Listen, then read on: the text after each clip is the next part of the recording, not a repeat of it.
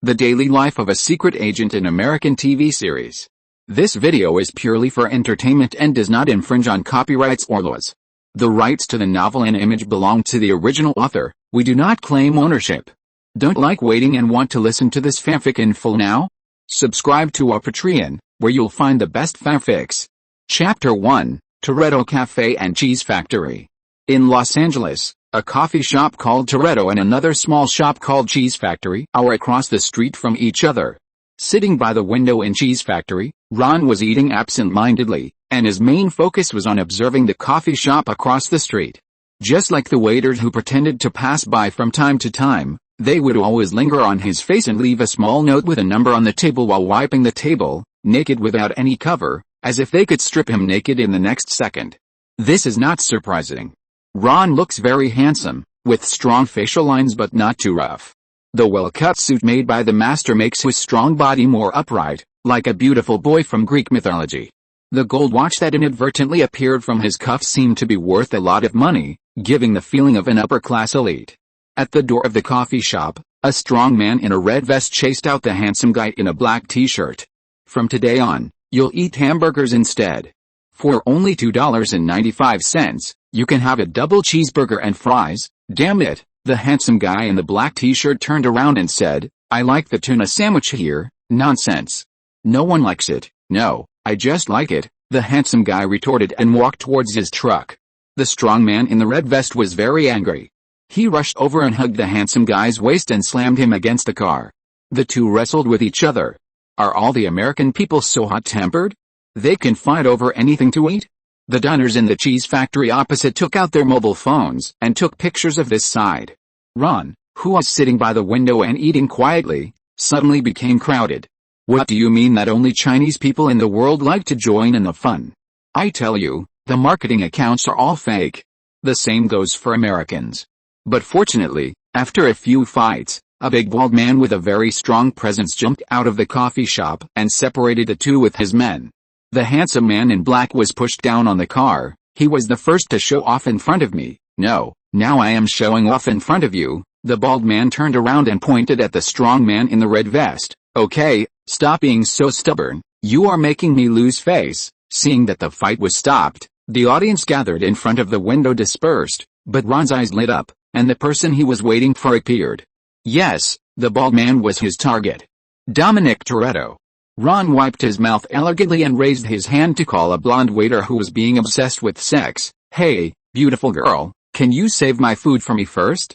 By the way, take care of my luggage. I just saw an acquaintance and wanted to say hello, but I'm not full and I have to come back. Penny looked at Ron and started to think about it. Such a person should not eat a free meal, right? Ron felt that the blonde waitress looked familiar from the beginning. He looked at his work badge and confirmed his judgment. Your name is Penny, right? If you're worried about me eating and running, I can pay the bill first. Penny, no need, I trust you. You go ahead and come back later to pay the bill together, but if the acquaintance you're talking about is Toretto across the street, I advise you not to mess with him. He's very famous in this area, and all the drag racers in Los Angeles listen to him. Penny's crazy nature burst out, and she instinctively worried about the handsome guy in front of her. Don't worry, we are very good friends. Penny looked at Ron's expensive handmade suit, and then looked at the cheap vest on Toretto on the street across the street, which was definitely not more than $5. How could these two people be friends? You must be kidding. As if to prove his words, Ron walked out of the store under Penny's worried eyes and greeted the bald man across the street. Hi, Dom. Ron waved happily. Long time no see since Lompoc, my friend. But the bald man on the opposite side immediately turned around and saw Ron. His eyes immediately turned red, and rushed over like a mad bull, knocking Ron into a pickup truck parked on the side of the road, and picked him up by the collar with both hands. Oh my God, Penny screamed, took out her cell phone and was about to call the police, but was stopped by Ron with a gesture. Don't worry, we are really good friends, but his way of greeting is a little special.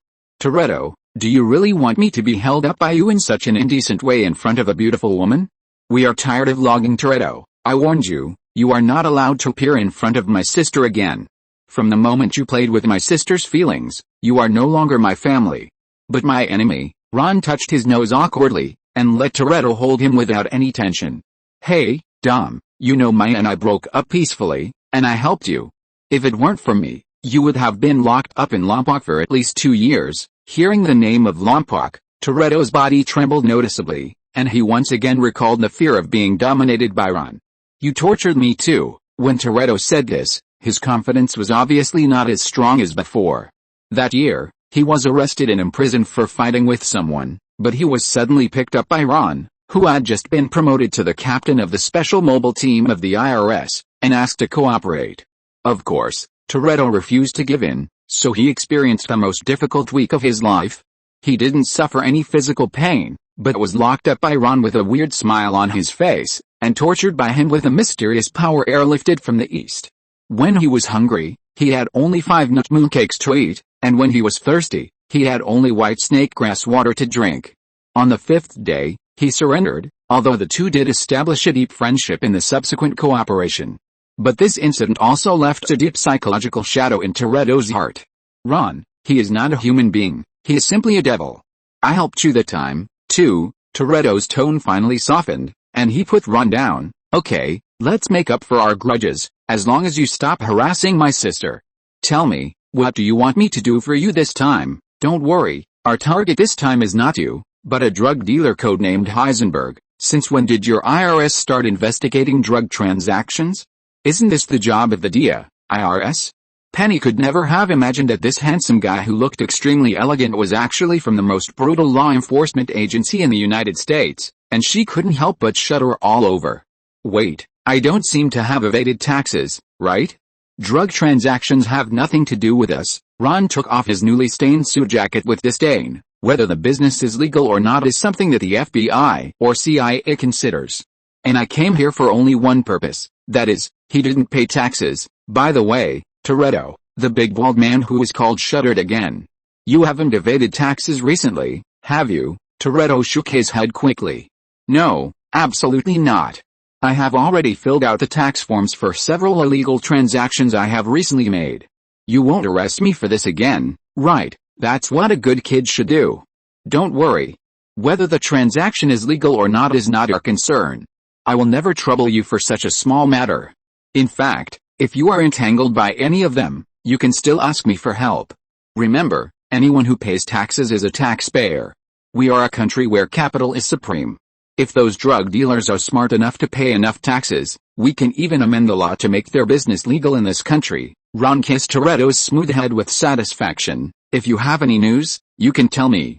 Our IRS's new policy is that the recovered taxes can be rewarded to the informant at a rate of 30%. Then we will split it 30% and 70%. Toretto was too lazy to ask such a childish question, as it was 30% and who was 70%. With Ron's bad personality, 70% must be his. According to his own temper, he should beat him up and settle the old score of abandoning his sister before. But just like Ron said, they broke up peacefully, and Ron really helped his family a lot. He's a civil servant, but he's doing this? Toretto shook his head and decided to stay away from this difficult guy in the future. Ron said that it felt great to fleece the capitalists. After returning to the restaurant to finish the food, he called Penny, who looked like a fangirl, to pay the bill, and gave her an extra $10 when she tipped. Penny looked at him seductively. "Welcome to visit next time. I look forward to seeing you again. Believe me, your wish will come true soon." Ron nodded. Penny was surprised. Such a handsome guy was caught so easily? "Are you planning on asking me out? I'm off work in half an hour. Maybe you can wait in your friend's coffee shop." "Ron, isn't that inconvenient? If I remember correctly, you have to move after get off work, right?" Penny looked alert. "How do you know? Have you investigated me? My tax form has been filled out, but I may have to wait a few days for the money." Ron quickly comforted. "Don't worry, I haven't investigated you. Of course, paying taxes is the obligation of every citizen." Penny relaxed her guard a little. "Then how did you know I was moving?" "Ron, if you happen to be looking for someone to share the house, and the previous tenant of the house you shared the house with was a 200-pound perverted policeman who likes to dress like a woman, then I will be your new roommate. The landlord said that I can find you here. In fact, I came here specially to find you, living under the same roof with such a handsome guy. Is there such a good thing?" Penny reached out her hand with amorous feelings and threw a seductive look at the same time. "You didn't come here just for me, did you?" "Of course not. To be precise, I came here because of your neighbors. Neighbors? Penny felt a surge of crisis. Are the neighbors big stars? They're just two Atticas.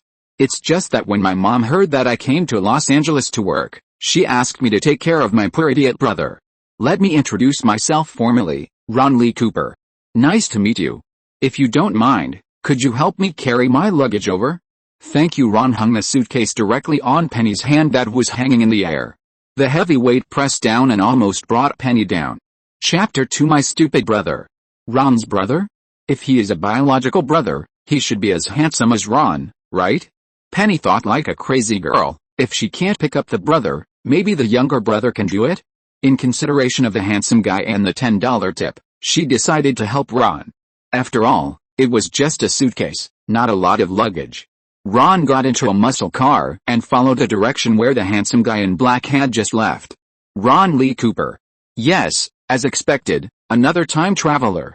When he first came to this world and was hugged by a beautiful woman and called by his name, he thought for a moment that he had come to the world of Harry Potter. Until he found out that he had only one brother, and no one in the family had red hair, and what made him draw a firm conclusion was that his mother used a gas stove instead of magic to cook. He finally determined that this was a family of muggles. Based on a comprehensive analysis of a series of information such as newspapers, he came to a preliminary judgment that he seemed to have traveled back to the United States in the 80s or 90s. He spent several years with this idea in mind, but the longer the time went by, the more he felt that something was wrong with everything around him. First, the neighbor's wife installed a leg brace for her stupid son. When Mary talked about this at the dinner table, he learned that the silly-looking boy was called Forrest Gump. On TV, the murder case of banker Andy Dufresne caused a sensation.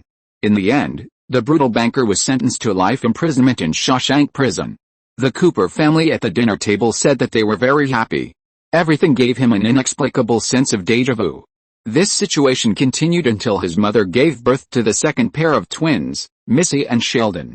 Seeing the wisdom that often flashed in Sheldon's eyes that was inconsistent with his age, he realized that he had come to the world of American TV series and Hollywood movies.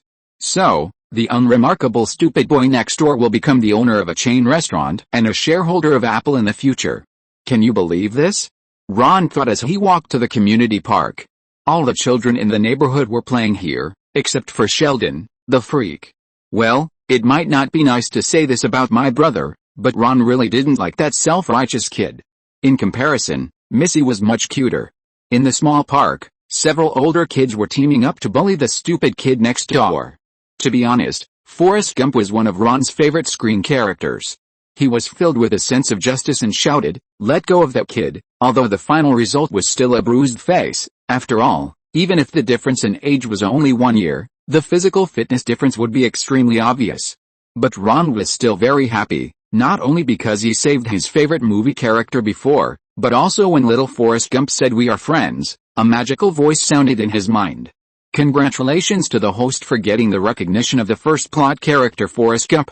The system is officially launched.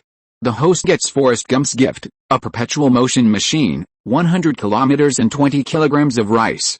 As long as you don't die, run to death. I can do it, and you can do it too. Oh yeah. From that day on, Ron opened the door to a new world. Ron followed the other car from a distance for about 5 kilometers. The car turned into a deserted road. And finally, the most classic scene appeared. A black car that came out of nowhere suddenly put a police light on the roof, and the sirens sounded. The car in front of you pull over. Put your hands out. The handsome man in black did it. Very good. Now open the car door, put your hands behind your head, and back up to the rear of the car facing the car. 2 armed FBI agents got out of the car, pointed their guns at him as if they were facing a great enemy, approached him little by little, and handcuffed him to the car. Ron knew that it was time for him to appear. Hey, my friend, are you playing house? Ron opened the car door and got out of the car with a grin. The 2 armed policemen immediately turned their guns around, but they lost their tempers when they saw Ron. Hey, Ron, this is an FBI case, and you IRS can't interfere. Investigation?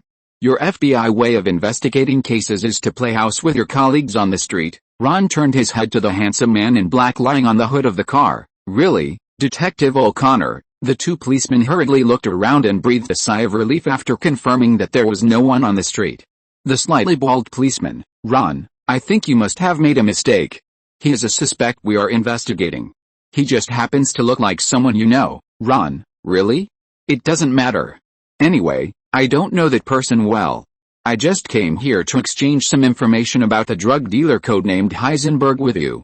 I don't think you will be unhappy, right? After saying that, Ron whistled and pointed his chin at Detective O'Connor lying on the hood of the car with a special meaning. Okay, can we talk about this in the car? Feynman, take that guy to the car. You go to the back seat. The bald policeman sighed helplessly and looked at Ron. You come to the passenger seat. Are you still angry about the sperm bank just now? No. Sheldon Cooper and Leonard Hofstadter, PhDs in theoretical physics and experimental physics at Caltech respectively, were walking down the stairs of the apartment in frustration. Just now, they were preparing to make some contributions to the evolution of human intelligence, and by the way, earn a little money to replace their home network with a faster fiber optic broadband. But at the critical moment, Sheldon fled again as expected. This is genetic fraud, Sheldon shouted.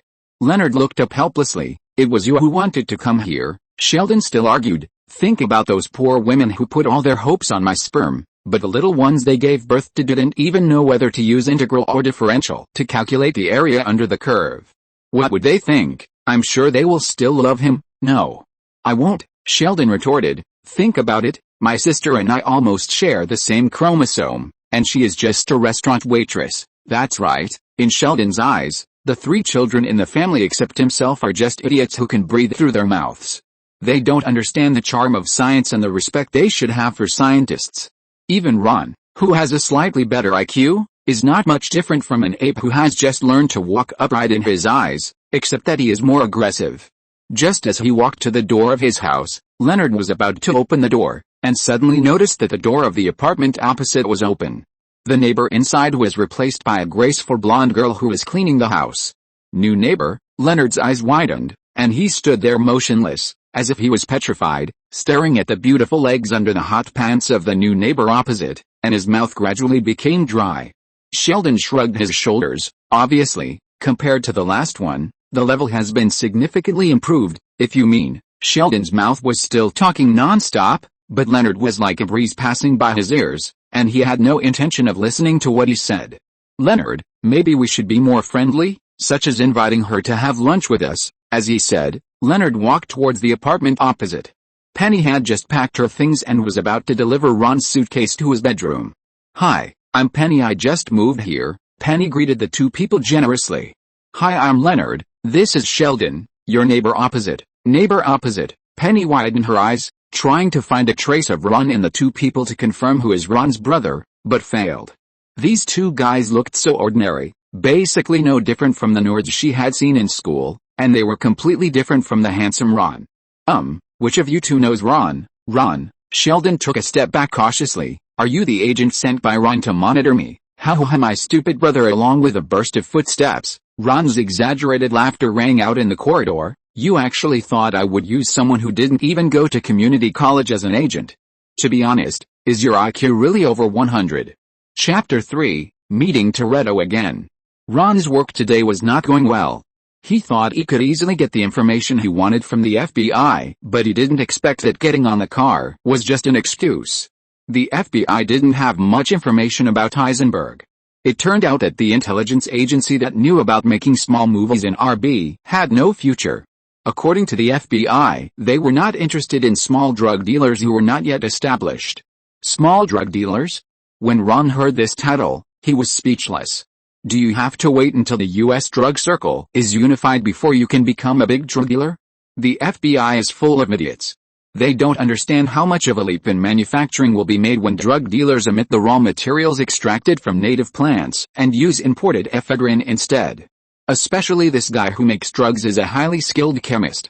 There is no way he can only go around a few famous underground intelligence exchange sites in Los Angeles to try his luck. Unexpectedly, I saw this scene when I was going home. Is this the beginning of the plot of the Big Bang Theory? Sheldon didn't believe it. How can there be a fool in this world who hasn't even attended community college? Do you think everyone is that idiot like Forrest Gump? You must want to catch me again. Just use whatever tricks you have. Penny suffered 10,000 points of critical damage, so I'm a fool? Let me correct you. Forrest Gump also graduated from a regular university, although he is good at sports. Don't be so nervous, why should I tease you?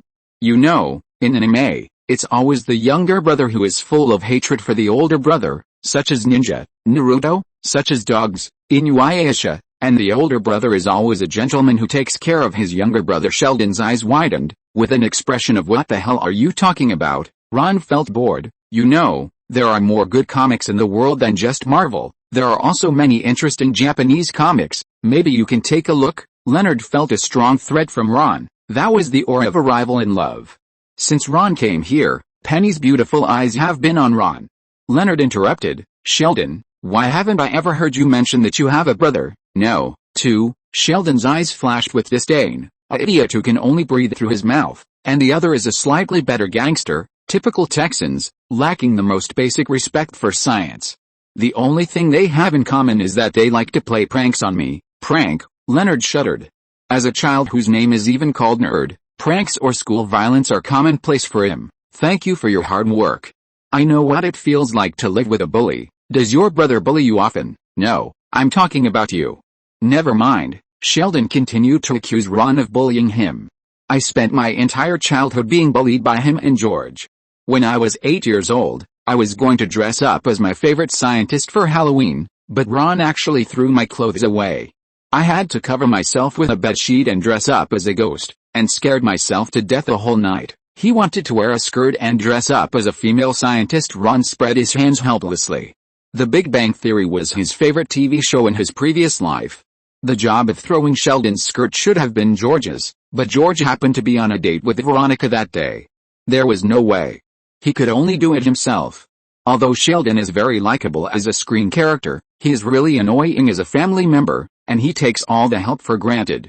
Ron has been taking care of such a younger brother from childhood to adulthood, but he has never gotten a skill from him, while the older brother next door has given him 2 skills. Leonard rubbed his forehead. Marie Curie, I did that to protect him.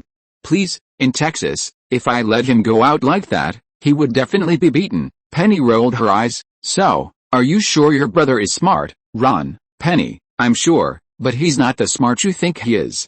He's the smart of a nerd. Penny glanced at Sheldon, who was glaring with anger, with a strange expression like a robot, and nodded in understanding.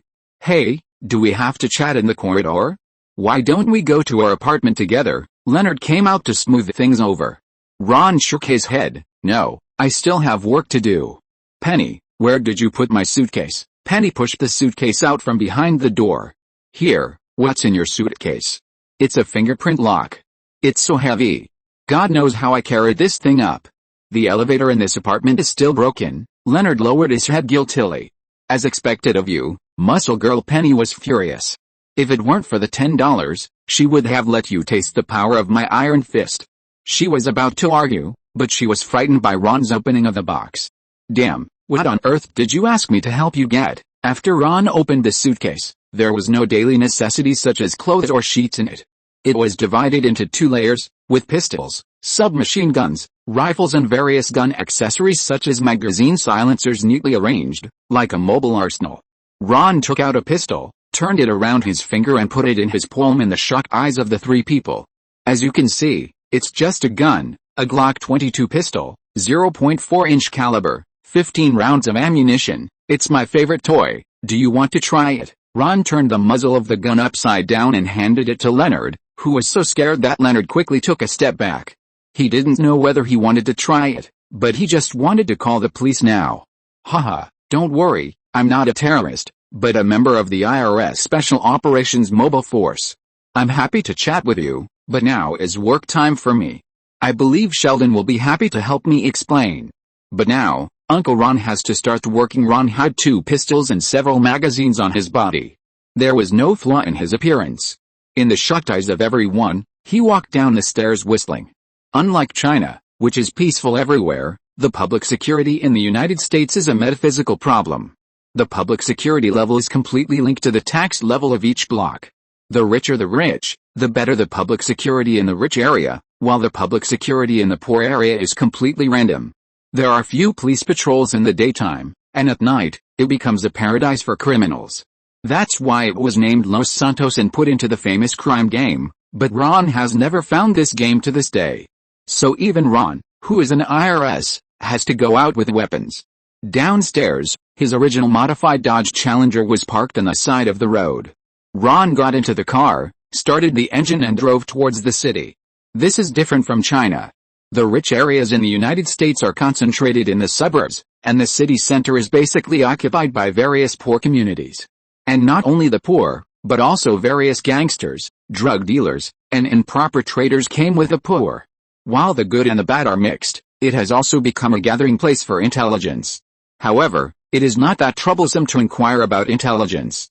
In any big city in the United States, no one is more informed than the speeding racers, and Ron happens to be a good friend of their boss, Toretto, although Toretto himself may not think so. "Hi, Dom. Yes, I miss you less than half a day ago. Do you want to meet?" Ron called Toretto. "I guess you don't want me to meet Maya in your store?" Toretto's buzzing voice came from the receiver. "No, you must not come to my store. You can wait for me at the intersection and we'll go somewhere else." Ron was waiting for this sentence. He stepped on the accelerator. The car under his control was more flexible than his fingers. It quickly weaved through the traffic and immediately arrived at the designated location. Chapter 4, Secret Meeting and Emergency. At the same time, downstairs of an unknown apartment building in Los Angeles, two bare-legged men were shivering in the cold wind. That's right, these two unlucky-looking men were the unlucky ones who were ordered to ask for the TV for Penny, Sheldon and Leonard. Unfortunately, not only did they not get the TV back, but even their pants were stolen. How miserable was it? When the breeze blew, Sheldon got goosebumps all over his body and hugged himself tightly. "Leonard, what's wrong?" Leonard reached his hand back into his pocket helplessly. Compared with Sheldon, he was still a little better. At least, he still had a coat left. "Sheldon, my mother bought me those pants." "Leonard, I'm sorry." "Sheldon, you have to call her and tell her." Ron drove and Toretto navigated. The two soon arrived at an unknown small restaurant. As soon as they found a seat and sat down, Toretto couldn't wait to speak. "Why? I want to know why. Why did you come back to me? Didn't I tell you clearly that I don't want you to meet Maya again?" "Calm down, Dom. I don't plan to continue my relationship with Maya." Ron raised his hand to call a waitress who looked extremely flirtatious to order food. Before leaving, the waitress even tickled Ron's palm very provocatively. Ron was already used to this, but he had no interest in it. He swore that it was definitely not just because the other party was ugly. Well, although she looked like an ugly duckling compared to the other black-haired busta waitress. But when she came close, Ron smelled the pungent smell of heather, which made him lose his appetite and push the plate forward, while Dom took a big bite of the burger and ate it with relish. "So, you are really just looking for that drug dealer? But he is obviously not that famous. Few people locally know him, and his sales volume is not that large. I don't understand why you must find him." Toretto expressed his incomprehension. Ron took out two powdery substances wrapped in small plastic bags and placed them secretly in front of Toretto, and explained patiently. "As you can see, this packet of white powder is the most popular one on the market now, with a purity of only about 90%, while the purity of this blue powder is 96%. Toretto shook his head. "You know I never touch drugs, so I don't understand what the 6% difference means." "I know you never do meaningless things. Okay, let me tell you, what does this 6% difference mean? This is a brand new drug-making technology. Higher addictiveness, higher pleasure, and more money. Believe me, all drug addicts will be crazy about it, and for those who have experienced it, other drugs are as ridiculous and boring as pediatric stuff. I have a strong feeling that this thing will be sold all over the country soon. In other words, if the technology can allow large-scale manufacturing, the guy who made this thing will make a fortune. This guy is really an out-and-out chemical genius." Ron sighed. He always felt that the name Heisenberg and this new blue drug had an inexplicable sense of familiarity, as if it was a character in an American TV series, but he just couldn't remember it. After all, although he watched American TV series in his previous life, they were usually comedies, and he never watched crime dramas. Toretto was completely indifferent when Ron was talking, and he only cared about dealing with his hamburger. He didn't wipe his mouth until he finished eating it with a tissue. "So, you plan to catch this guy?" Ron showed an expression that said it was the first day you met me. "I'll say it again, Dom, I have no interest in bringing him to justice. That's the job of the DA. The only thing we care about at the IRS is that this guy didn't pay taxes, and what I care about is how much bonus I will get if I find this guy." God knows how much money I can make if this thing is sold everywhere in the United States. Ron said the above, and Toretto didn't look surprised at all. Have you gone to other law enforcement agencies, such as the FBI or DEA, to inquire about the news? Of course, but they don't have any reliable intelligence. But since you ask this, I guess I'm probably being deceived, right? Ron looked normal and spoke calmly as always, but Toretto, who knew him well, knew that Ron was angry. Toretto shook his head again. I don't know, but if it is a high-purity drug, it did appear on the market for a while before. Then not long after, a blue crystal appeared in the hands of a drug dealer named Tuku. It is said that before this, there was an explosion in Tuku's lair. Many people speculated whether this was a new type of drug made by Tuku himself. You know, I have a genius from Harvard under my command. He said that the technology was not mature at the beginning, and he might have found some new experience in the failed experiment. Ron showed some interest in this Tuku. Tell me more about this person? Where can I find him? Hell, what? Ron suspected that there was something wrong with his ears. The word just now was obviously not a place name. Toretto used his eyes to signal Ron to look at the TV in the restaurant. The news channel was reviewing the city's recent drug enforcement achievements, including the news of the killing of the drug lord Tuku. You know I'm a devout Catholic. I have always believed that if you have anything to do with this stuff, you will definitely go to hell. Maybe you can go to hell to find him. Ron smiled helplessly. Who can tell me how to go to hell besides death? Do you want me to find a guy named Constantine? Who is that? Toretto asked. Ron, the character in the comic book Hellblazer seems to have been made into a movie. Haven't you seen it, Toretto? I don't like movies. I'm really curious about how you and Letty dated. Well, let's get back to the point. I'll go to the DEA again tomorrow to take a look. The policeman who killed Tuku is called Hank, right? Maybe I can get more clues from him. Of course, I can't put all my hopes on him. I just arrived in Los Angeles. Do you have any friends with wild connections who can introduce me to one? Ron wrote down the name of the policeman mentioned in the news on his mobile phone and continued to ask Toretto. Listen, tomorrow night at 11 o'clock, I will hold an underground drag race. A lot of people will come. Maybe you will want to come and meet some new friends. Toretto put his hands on the table and looked at Ron fiercely. But, Maya will also come. To be honest, I really don't want you to meet again. However, the serious atmosphere was interrupted by the naughty ringing of Ron's mobile phone. He looked down and saw that it was Sheldon calling. Don't worry, I can wear a mask. Sorry, something happened at home and I left early. Like you, I also value my family. Ron raised his mobile phone, put the meal money under the plate and walked out the door before answering the call. Sheldon. Sheldon's voice came from the other end of the phone. Ron, can you bring me a pair of pants? And Leonard also needs one. We are in. Ron frowned and interrupted. I want to know what happened.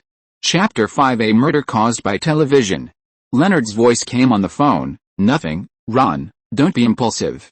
Sheldon and I came to help Penny get the TV she left at her ex-boyfriend's house, but there was a communication problem. Sheldon's voice. Ron, our pants were taken off. Ron was speechless. As we all know, the people of Texas have always been known as the most manly group of people in America, a place that produces many heroes or reckless men. The Cooper family is of course no exception, but there is an alternative like Sheldon. So, are you two naked in the street now, Sheldon? No, we are in Leonard's car in our underwear. Ron felt a little embarrassed, but there was nothing he could do. Who made Sheldon his younger brother? It is the responsibility of the older brother to take care of his younger brother. He decided to save face in the way of the Texans. But before that, it doesn't stop him from teasing his always serious younger brother. Give me your location, and wait for a while, I will bring you 2 new pairs of pants. Ron got into the car, and in less than half an hour, he arrived at the place where Sheldon sent the location. In addition to 2 new pairs of pants, he also brought a camera. As soon as Sheldon got out of the car, Ron took a camera and took a lot of photos. Come on, Sheldon, smile for your brother, or change your pose. Ron, Sheldon said angrily.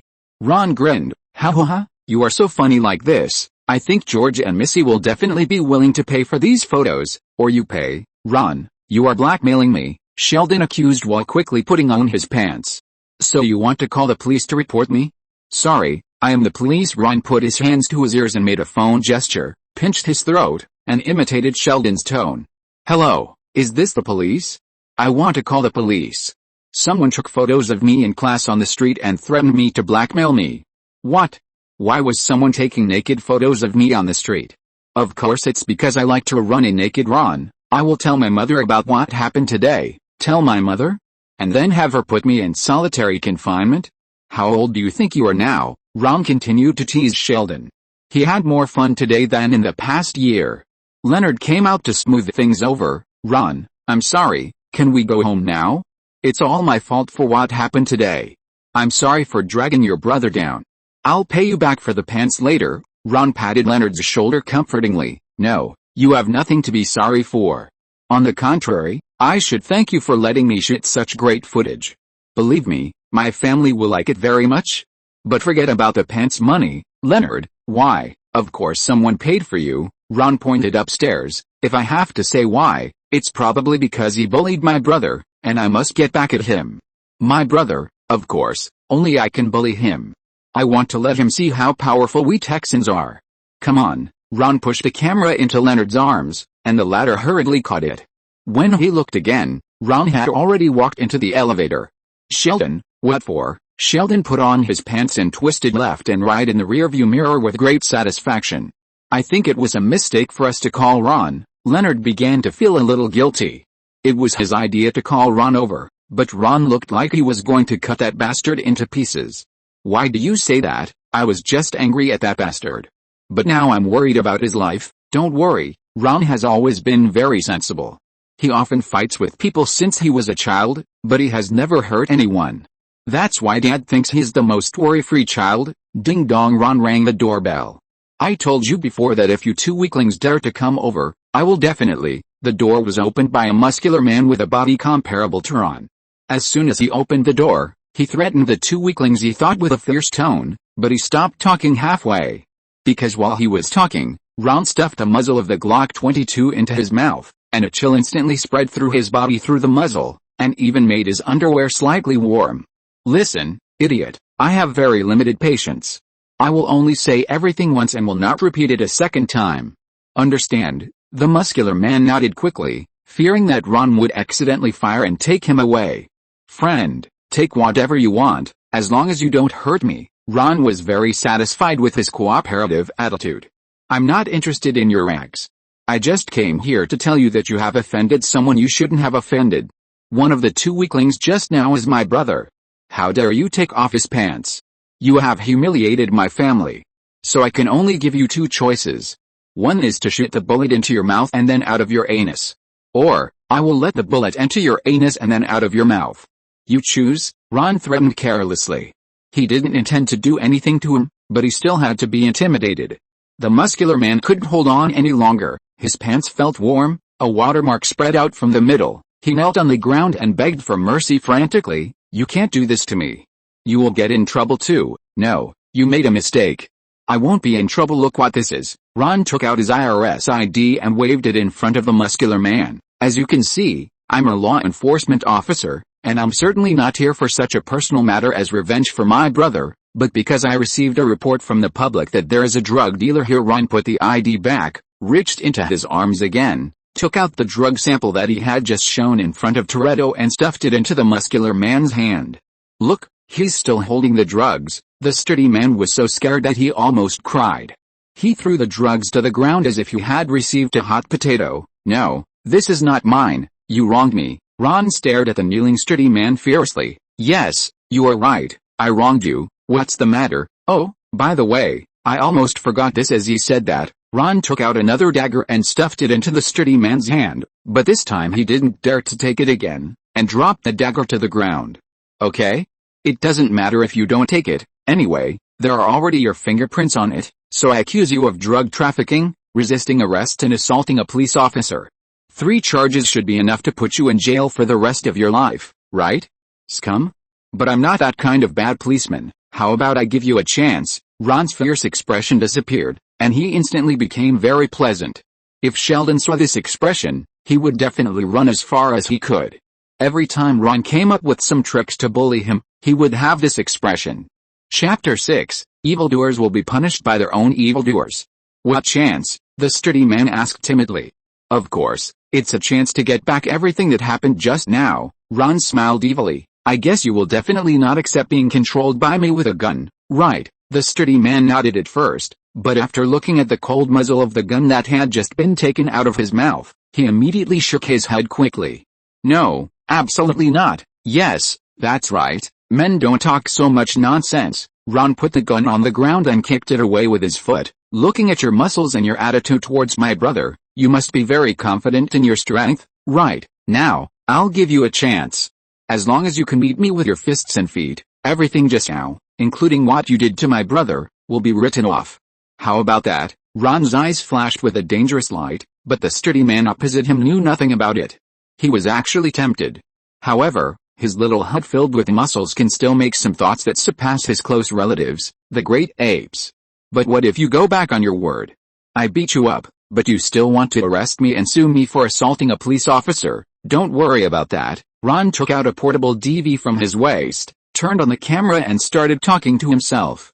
Record the video as evidence. Me and this friend. Hi, what's your name? Ron turned the camera to the sturdy man, who waved awkwardly. Hi, my name is Doug. Ron turned the camera back to himself. Yes, Doug, my name is Ron. Now is not my official time. I want to have a purely voluntary, one-on-one negotiation with you without any legal disputes. How about it?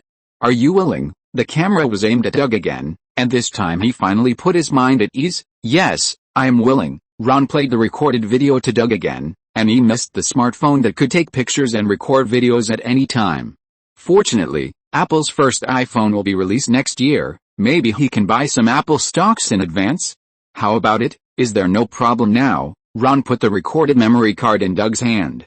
The other party carefully put the memory card in his pocket, clenched his fists and laughed. His hands made a popping sound as his knuckles clenched one by one. While Ron was still waiting for his reply with a smile, a punch came straight to Ron's face. Bitch, I've been enduring you for a long time. Just when he thought that this hateful policeman, forgive this idiot who still can't figure out the difference between a policeman and an agent, was going to be knocked down by his punch and taught him a lesson he would never forget. The other party actually just tilted his head slightly to avoid his punch, and then felt a sharp pain in his stomach, making his whole body bend like a shrimp. However, this was not over yet. Ron threw another uppercut, hooking directly on his chin, knocking Doug to the ground. Tisk, trash, you are worthy of being my opponent, Ron sneered disdainfully. Stop. Stop now, you'll kill me. I give up. Doug crawled back on the ground in fear. You are a law enforcement officer. You can't do this. It's against the law. At the last sentence, poor Doug even screamed like a woman. That's right, but didn't we just make a video to make it clear that this is not law enforcement time, and it is a purely voluntary competition? Ron smiled brilliantly, but in Doug's eyes it was like a devil's smile. He fumbled around in fear, trying to find the last straw. I guess you're looking for this. Ron held the memory card between his two fingers and shook it in front of Doug's eyes. As early as when he punched Doug for the first time, he had already taken it out. I told you to bully my brother. I told you to pull my brother's pants off. I told you to pull Leonard's pants off. I told you to be ugly. I told you FBI not to give me information. I told you FBI to charge for the movies you made. Doug raised his head aggrievedly. Wait, I'm not the FBI. Ron punched Doug in the face again. I told you to say you're not the FBI. Ron punched Doug hard every time he said it. Finally, after Doug was beaten beyond recognition, he stretched out his body refreshed. All the unhappiness of the day was swept away. This was really a good way to relieve stress. Doug on the ground was trembling in pain all over his body. He looked at Ron with fear in his eyes. This man must be a devil. After our profound and friendly discussion just now, you should have learned something from it now, right? Ron clenched his fist like Doug did at the beginning, and there was also a crisp sound. Yes, I've learned my lesson. Please let me go. I'll give the TV back to Penny. Doug admitted his mistake decisively. God knows where that little bitch Penny would know such a ruthless character. Doug now just wanted to get rid of this evil spirit quickly and no longer had the thought of resisting. Ron asked dissatisfiedly, is that all? Doug quickly made amends. What else do you want me to do?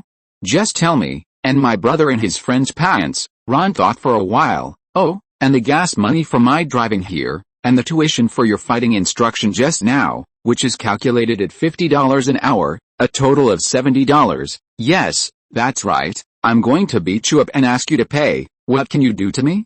Otherwise, There's an old saying that evil people will be punished by their own evil people. Doug just met an evil person who is more ruthless than him today. So here, I'll give you all. Doug turned his wallet upside down, but Ron insisted on taking only his share.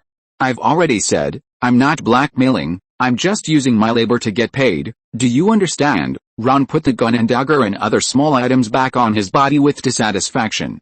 Understand, it's the labor payment, please accept it. Doug wanted to cry but had no tears. You beat me and asked me to pay, dare you not bully me like this?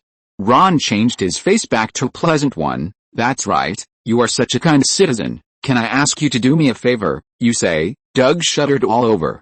That's the expression. It was the devil who showed this expression that got him beaten. Ron pretended to be embarrassed and moved his body. I accidentally sprained my waist when I was teaching you to fight just now. Can you please put Penny's TV on my brother's car? Those two weaklings whose pants you just took off, if you can return their pants and get their forgiveness, I will be very grateful for your generosity. You sprained your waist.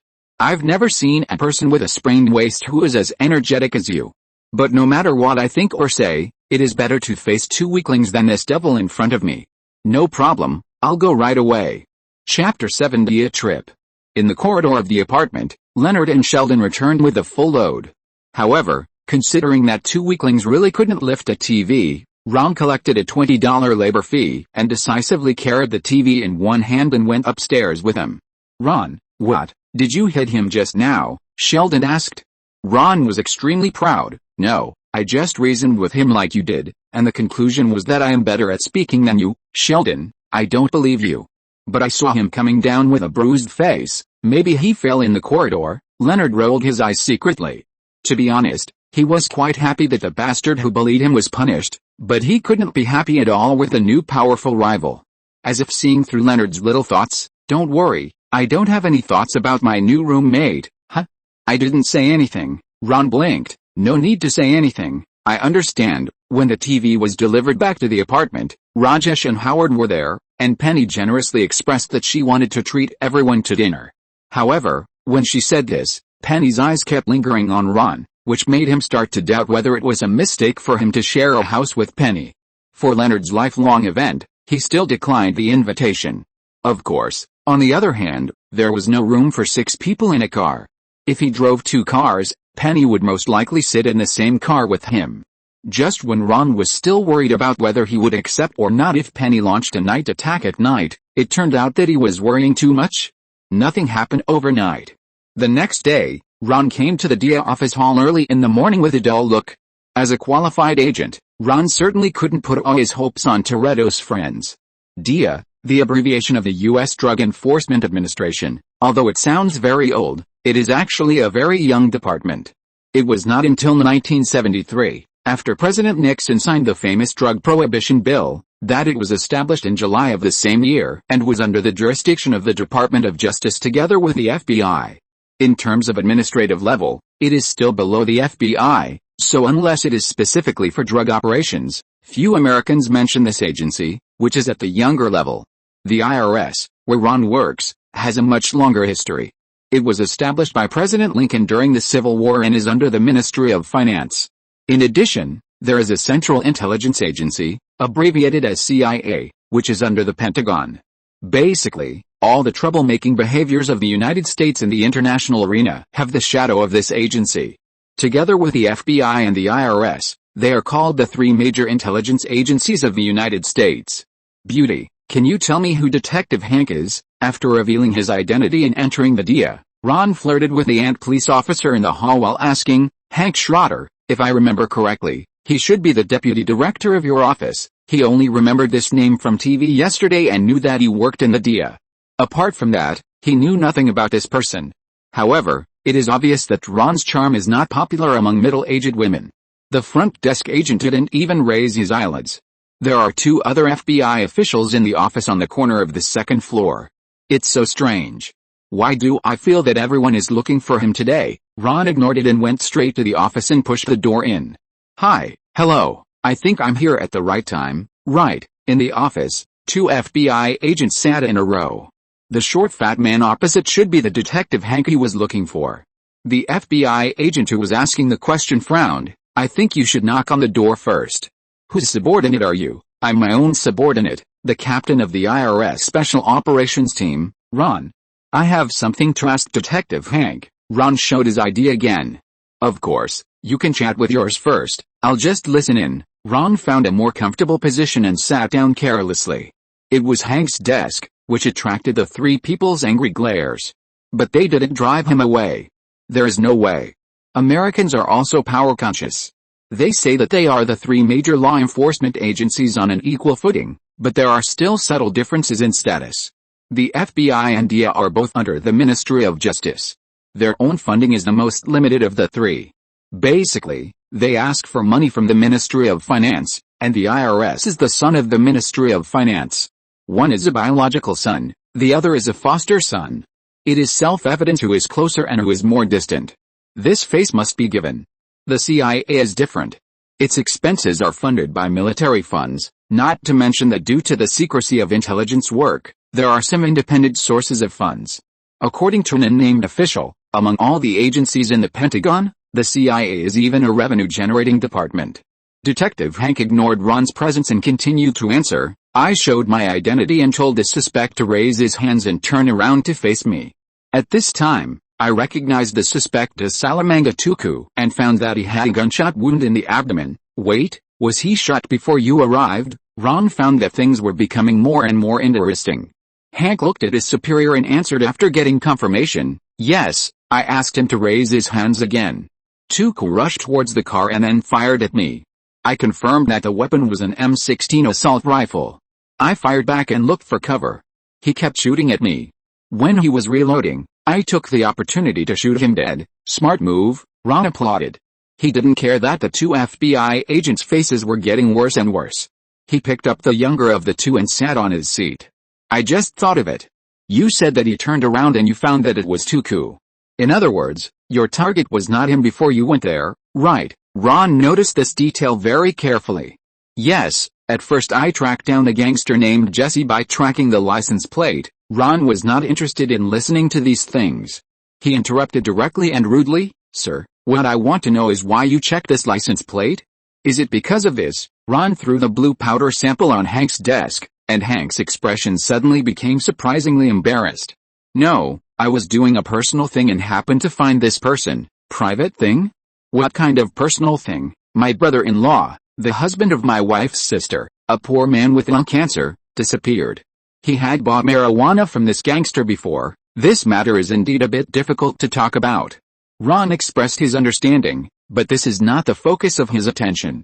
His focus is always on the origin of the blue powder. Okay, let's put this matter aside for now. I hope your brother-in-law can survive cancer. Let's get back to the case. Whether it was a coincidence or an accident, you shot the drug dealer, didn't you? So, what is his relationship with a gangster? If you're listening to this novel on a channel other than Fanfic World, it means they downloaded and uploaded it without effort. We cordially invite you to visit our channel, Mundo Fanfic Novelis. There you'll find the original version of this story and you can explore many other novels of various genres. We're waiting for you to immerse yourself in a world of incredible novels. Chapter 8, The Teoxi Family. It's really troublesome to investigate a case. It turns out that being a salary thief is more suitable for me. After coming out of the DEA, Ron stretched his body. After finishing the questioning of Detective Hank, he went to watch the interrogation of the gangster. As expected, the result was still nothing. The gangster insisted that he had been partying with a special professional worker for 3 days and 3 nights. Seeing that the gangster looked like he had kidney deficiency, although Detective Hank still insisted on interrogating, Ron already believed it. Alice, he is indeed a fool who has been partying too much. He can even take action against that level of stuff. If Ron were to go, he would rather do it himself. It must be said that after being reborn in the United States for such a long time, Ron has also learned bad things. It was 11 o'clock in the morning. Ron looked up at the sky. He was a little hungry. He hadn't eaten anything since morning, but because of the good habit of thriftiness of the Chinese people, he was going to eat for free. Mainly to visit an old friend. Beverly Hills, next to Hollywood, is known as the most prestigious residential area in the world. It is known as the representative and symbol of wealth and fame. You can easily see all kinds of stars and capitalists who are often active on TV here. Even the mansion of Kobe Bryant, the pride of the Los Angeles Lakers, is located here, but all this has nothing to do with Ron. His destination for free food today is an ordinary house with Tosi family written on the doorplate. Of course, this ordinary is only relative to other houses here. If this house is placed in downtown Los Angeles or Pasadena where Ron is, it is not ordinary at all. He rang the doorbell, and the handsome middle-aged man came out and gave him a warm hug when they met. "Hi, Ron, I didn't expect you to be so grown up and handsome now. The last time I saw you, you were still a young man who knew how to make trouble all day long." Ron said dissatisfiedly. "Mr. Tosi, you must have remembered it wrongly. It was always George and Sheldon who made trouble. I just followed them to clean up a mess." Sean Tosi, George Cooper's teammate in the university football team, had a very good relationship when they were young. Even after they got married, Mr. Tosi chose to bring his family to Los Angeles for development, and the two kept in touch. So after hearing the news that Ron came to Los Angeles to work, George specifically told him not to forget to visit, and of course he didn't forget to tell him not to bring Sheldon. Otherwise, it would not be a visit between relatives and friends, but an enmity. Mr. Tosi led Ron into the house. Little Sean called Ron happily and pounced on Ron to take the gift and open it. Collins greeted politely and returned to her seat, showing the upbringing of a lady from a noble family. When visiting, even a stingy person like Ron would not come empty-handed.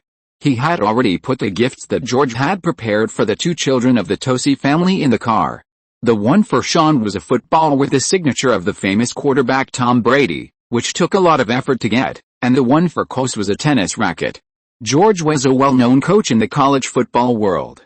As we all know, football is the undisputed #1 sport in the United States, and basketball is only third in popularity in the minds of Americans, not even baseball.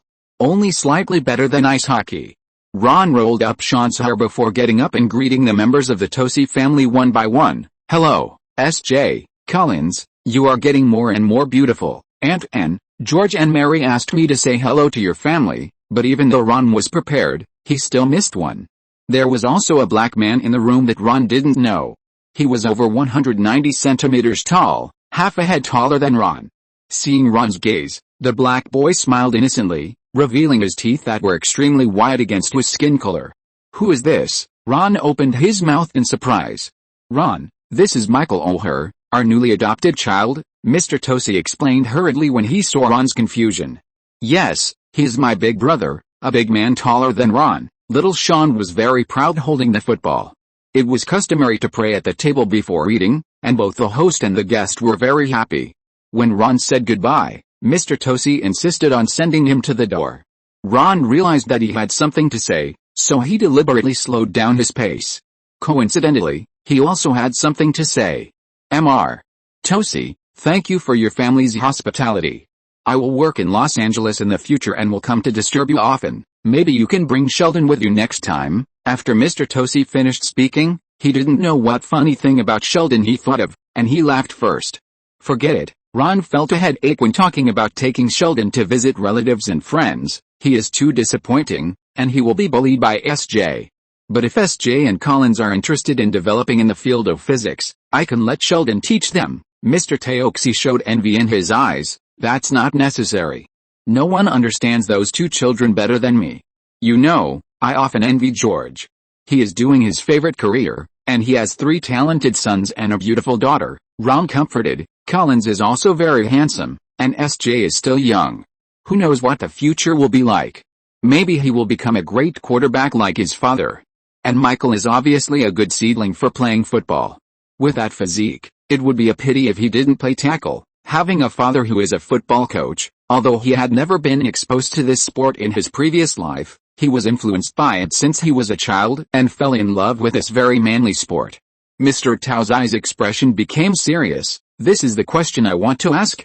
What do you think of Michael?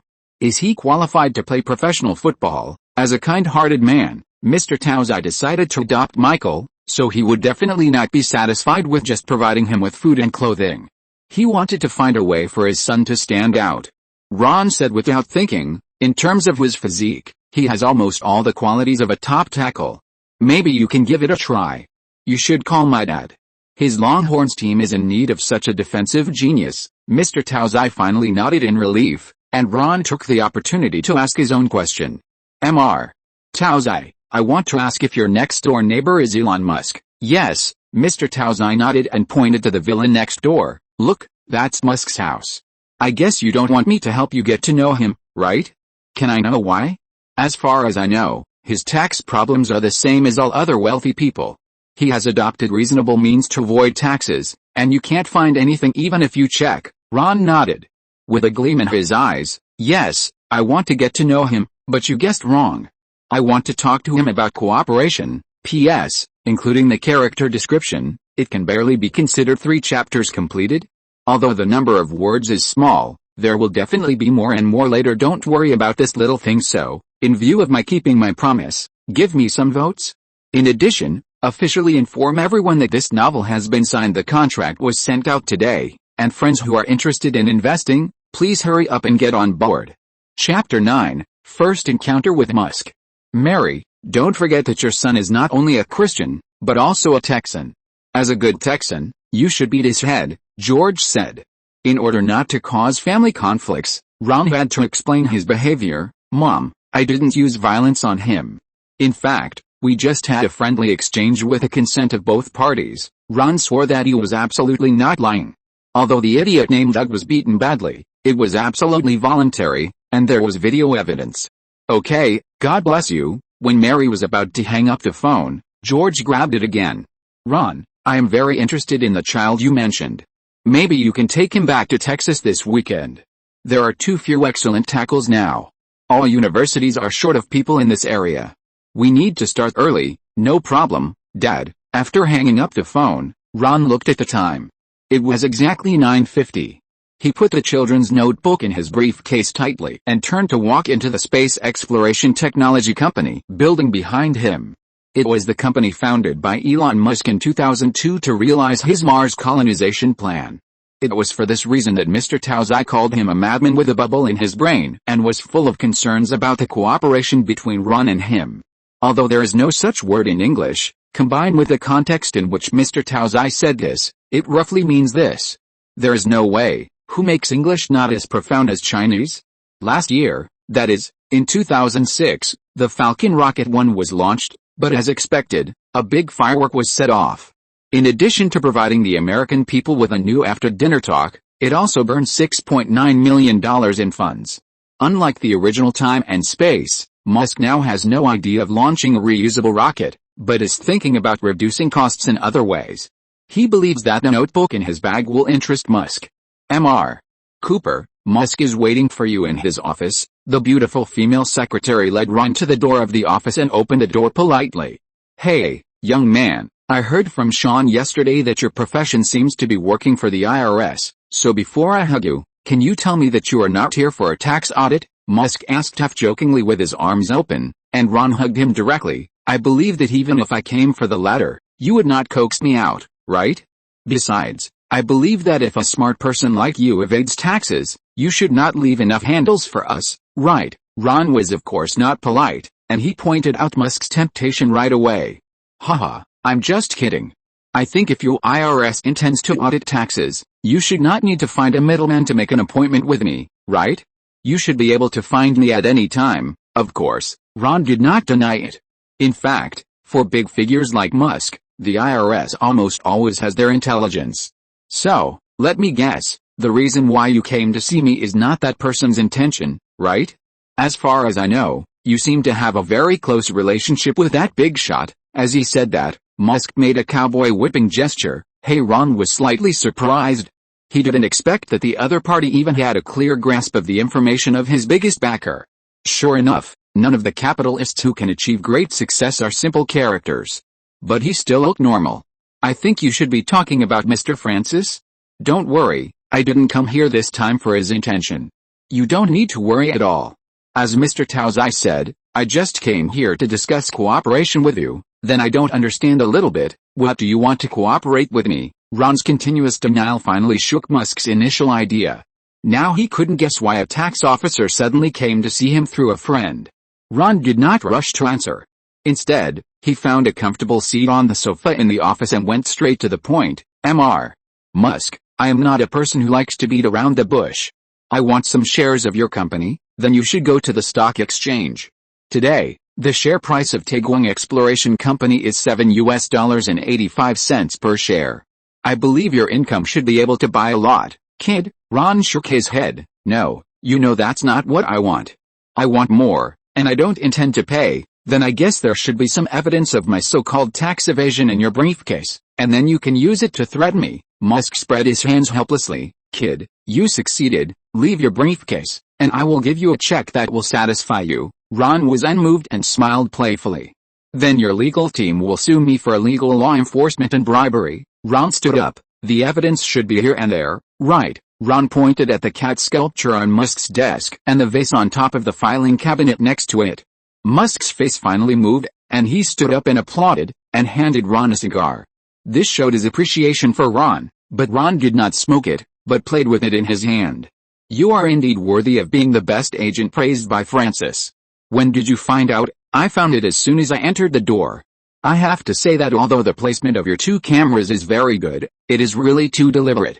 You just need to write a label on it saying I am a camera. Come and see me. My professional ethics prevents me from not paying attention. Musk lit his cigar himself. Okay, as you wish. All the temptations are over.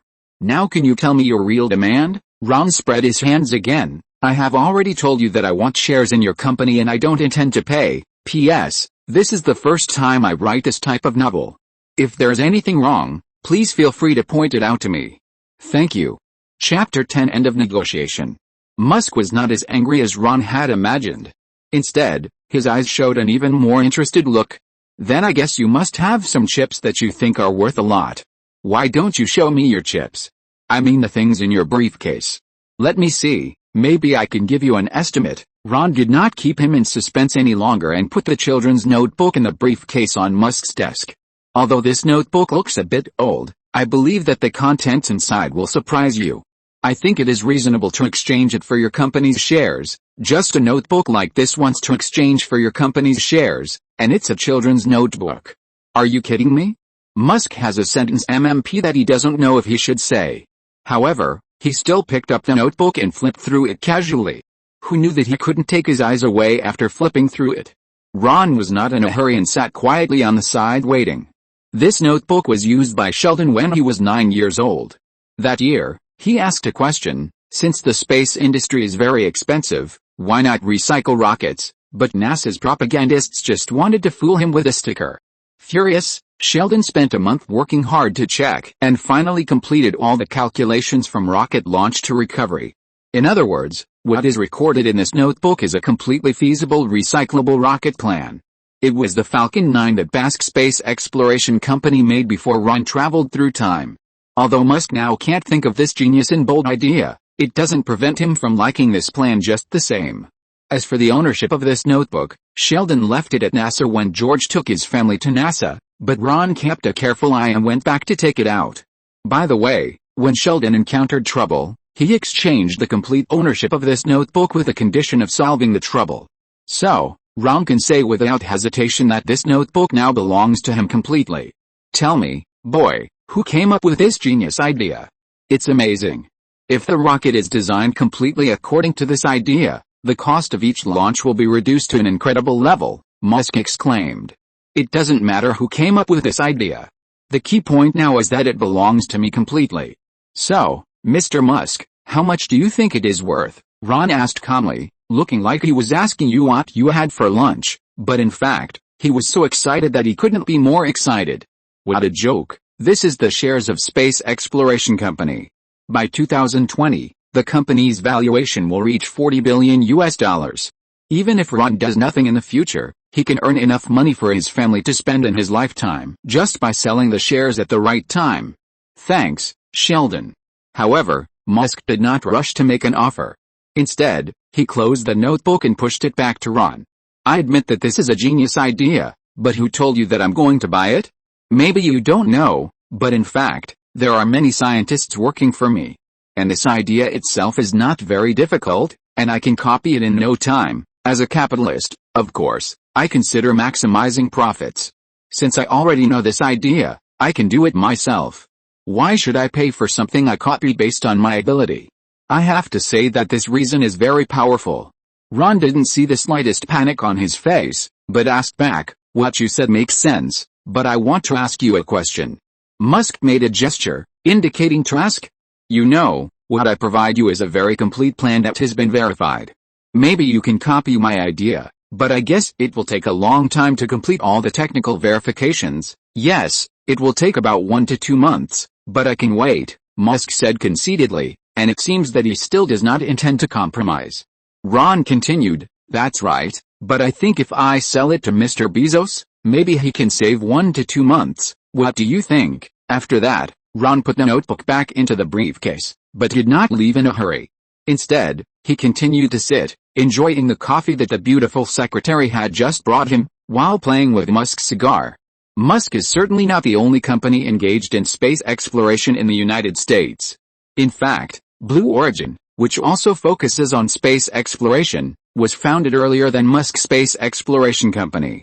That company belongs to Jeff Bezos, the president of Amazon. The two companies are now competing for NASA's launch mission orders for the next 10 years. This is a rich deal. Musk is currently at a disadvantage. Musk's face was gloomy because of Ron's operation. He didn't say a word and didn't know what he was thinking, but Ron was a little bored waiting. This damn year without smartphones makes him unable to play mobile games to kill time. Why do other protagonists of time travel novels adapt to their new environment all of a sudden? God knows how much time it took to adapt to life without smartphones. Fortunately, Apple will release its first iPhone next year, ushering in the era of smartphones. Then the next year, the first Android phone will be released, and the mobile phone industry will enter a two-way competition. The Nokia in his hand will also be out of history. With this in mind, Ron is no longer obsessed with Musk's shares in space exploration and Tesla. He can accept the method of part shares and part cash.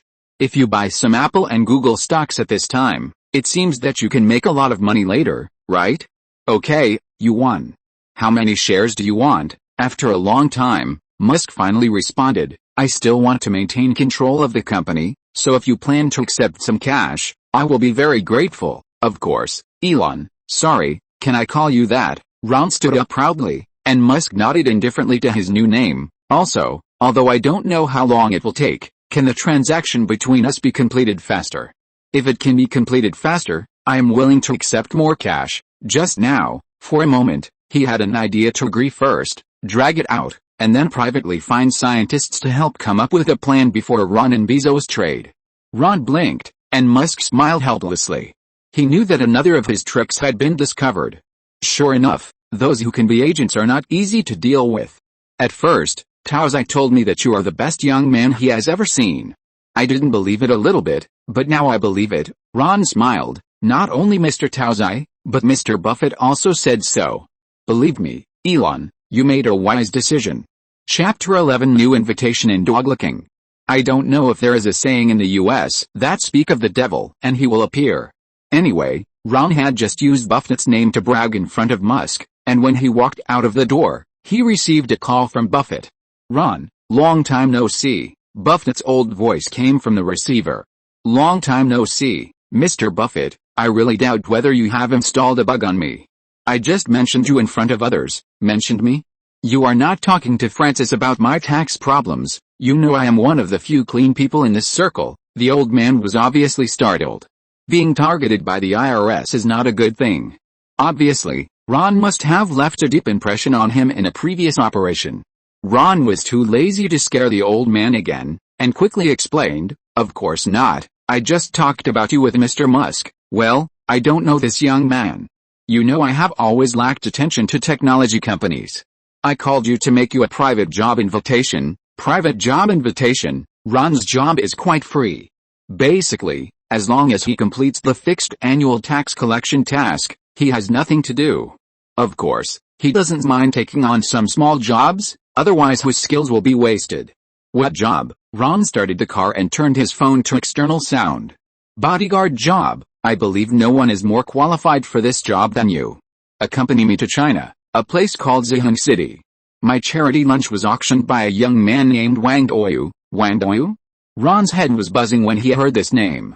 This is the son of destiny, and he must agree to it. "Warren, you know I'm always very busy, so can you tell me the specific time so I can make that time available?" With our friendship, I will definitely accompany you when you need me. I can even give you a discount if you agree that my escort work will end until you get on the plane. Don't worry, I don't mean anything else.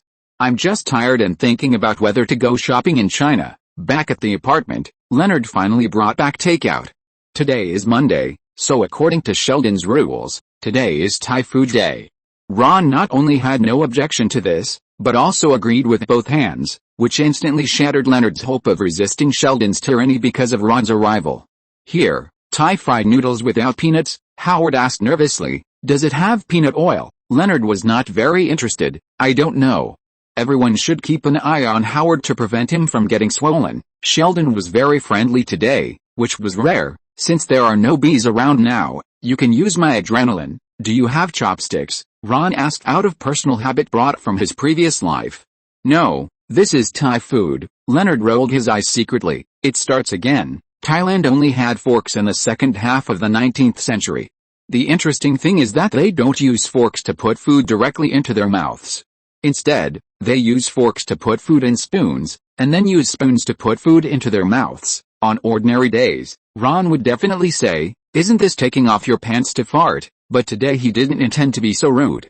God is my witness, he has never felt that his brother's words are so meaningful as today. Sheldon, you said it very well. Ron's applause satisfied Sheldon's vanity to the greatest extent.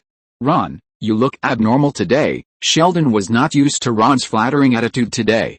Ron stared into Sheldon's eyes and confessed sincerely, Sheldon, I swear, I have never loved you so much as I do now.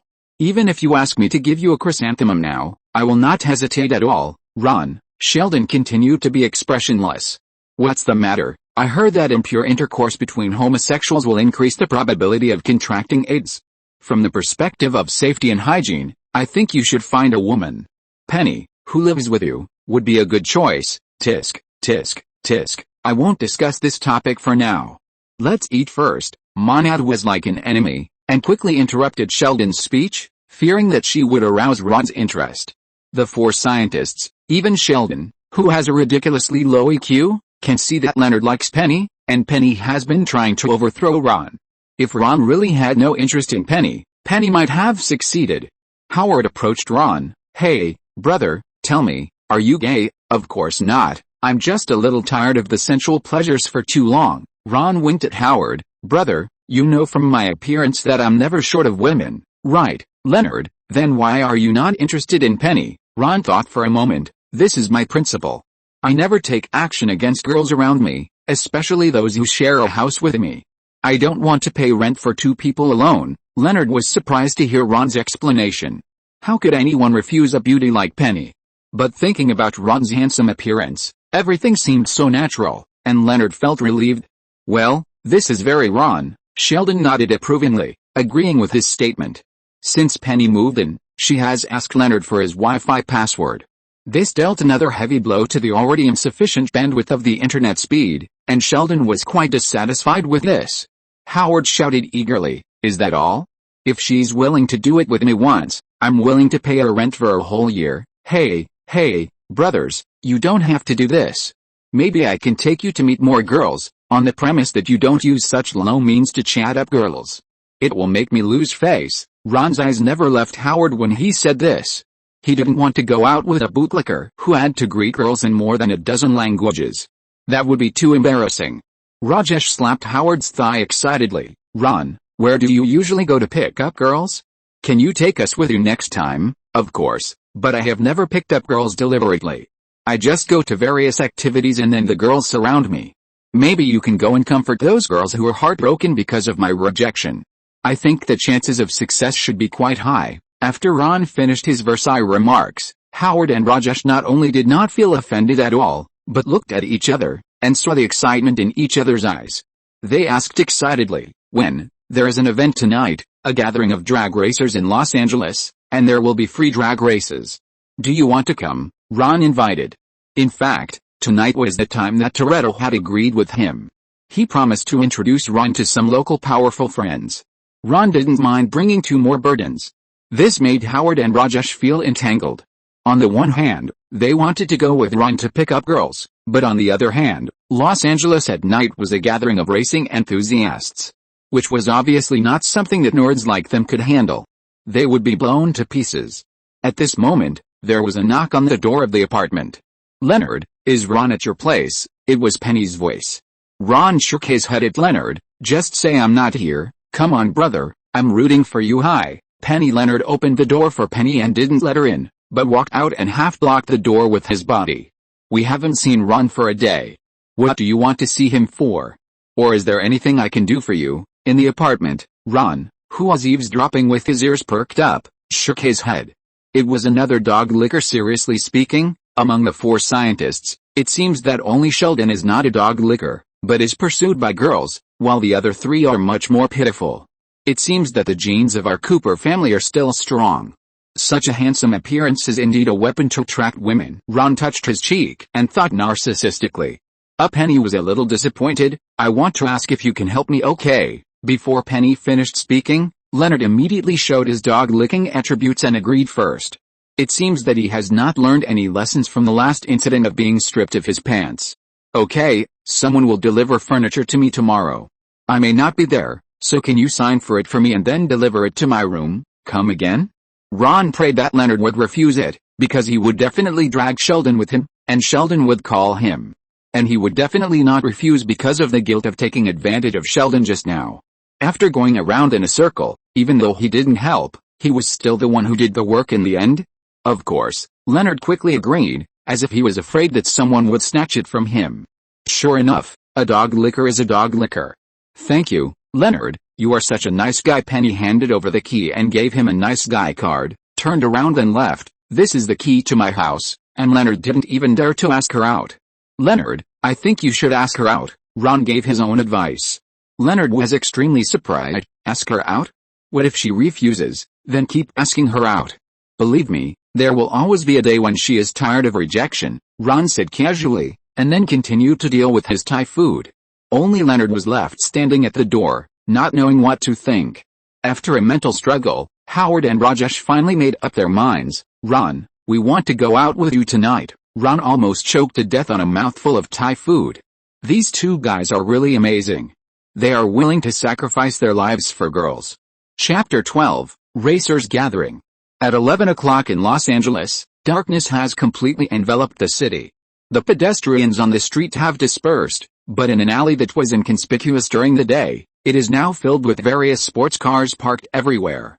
It has been occupied by various racers playing hip-hop music, turning into a huge party scene. The painting style seems to have entered another world. "Ron, did you see that girl? The big treasures on her chest can almost feed all the men in our Wallowitz family. She is the future Mrs. Wallowitz." Howard excitedly grabbed Ron's seat and shouted, "I swear, if I had known there was such a place earlier, we would have children." After that, he borrowed Leonard's famous saying with lingering meaning, "Our children will be smart and beautiful." Rajesh was dissatisfied and said, "Why did you choose first?" Howard retorted, "Hey, you poor guy can't even talk to a woman properly." Ron was a little overwhelmed by the quarrels of these 2 funny guys. "Brothers, when you discuss the women's affiliation, can you first see if they have a companion? Whoever you think can beat the fat Mexican guy next to that girl just now can go ahead." The 2 of them luckily stopped talking and just kept looking out of the car window at the women with sexy figures and bold clothes. Ron was not in the same good mood as the 2 funny guys. He was also observing the people outside, but his focus was not on women, or not entirely on women. Although the racers seemed to be standing in a messy group, constantly walking back and forth or twisting their bodies to the music, Howard and Rajesh in the back seat looked like unsophisticated people who had never seen the world. Their eyes were wide open. But Ron still noticed that the crowd was roughly divided into 3 forces. The Mexican group centered on 2 fat Mexicans, the Asian group centered on an Asian boy with many girls. There was also a mixed group of blacks and whites, and this group seemed to have the largest number of people among all the people. So many people were willing to obey Toretto, which showed how great Toretto's personality charm was. But before he got out of the car, a green Mitsubishi Eclipse RS drove into the alley and stopped right next to Ron's car. Ron was surprised to find that it was Detective O'Connor's car.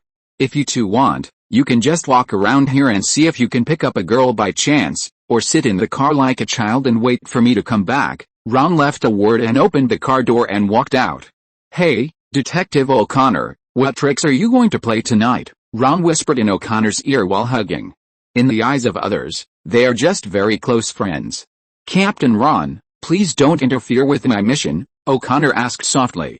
Of course, but I want to get all the information about the drug market in Los Angeles from your FBI, otherwise I will expose you to Dom. Don't think I don't know, your target is Dom, right?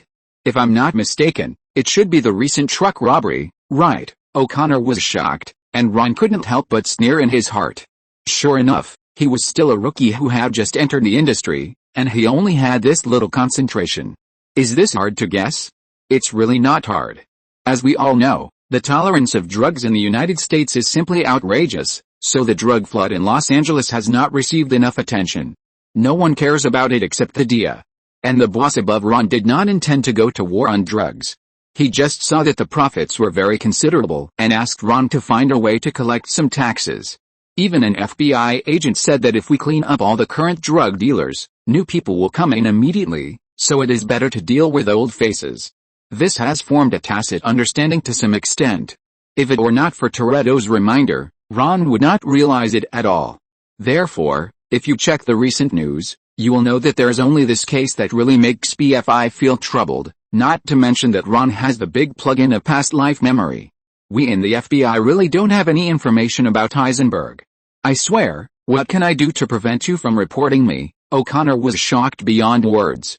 He was very sure that Ron could not know his mission because his boss said that Ron had a close relationship with a target person and there was a risk, so he could not tell him. He now only hoped that Ron would ask for something, and that he could trade for confidentiality. I've made it very clear just now. I want all the drug-related intelligence you have in Los Angeles. Your people may be too useless, but I can analyze it myself. I know that you have been undercover among them, right? Ron answered in a low voice. O'Connor had no choice but to give in. Tomorrow, I will let my boss contact you and give you everything you want, then have fun tonight. If I don't get what I want tomorrow, you know what I will do.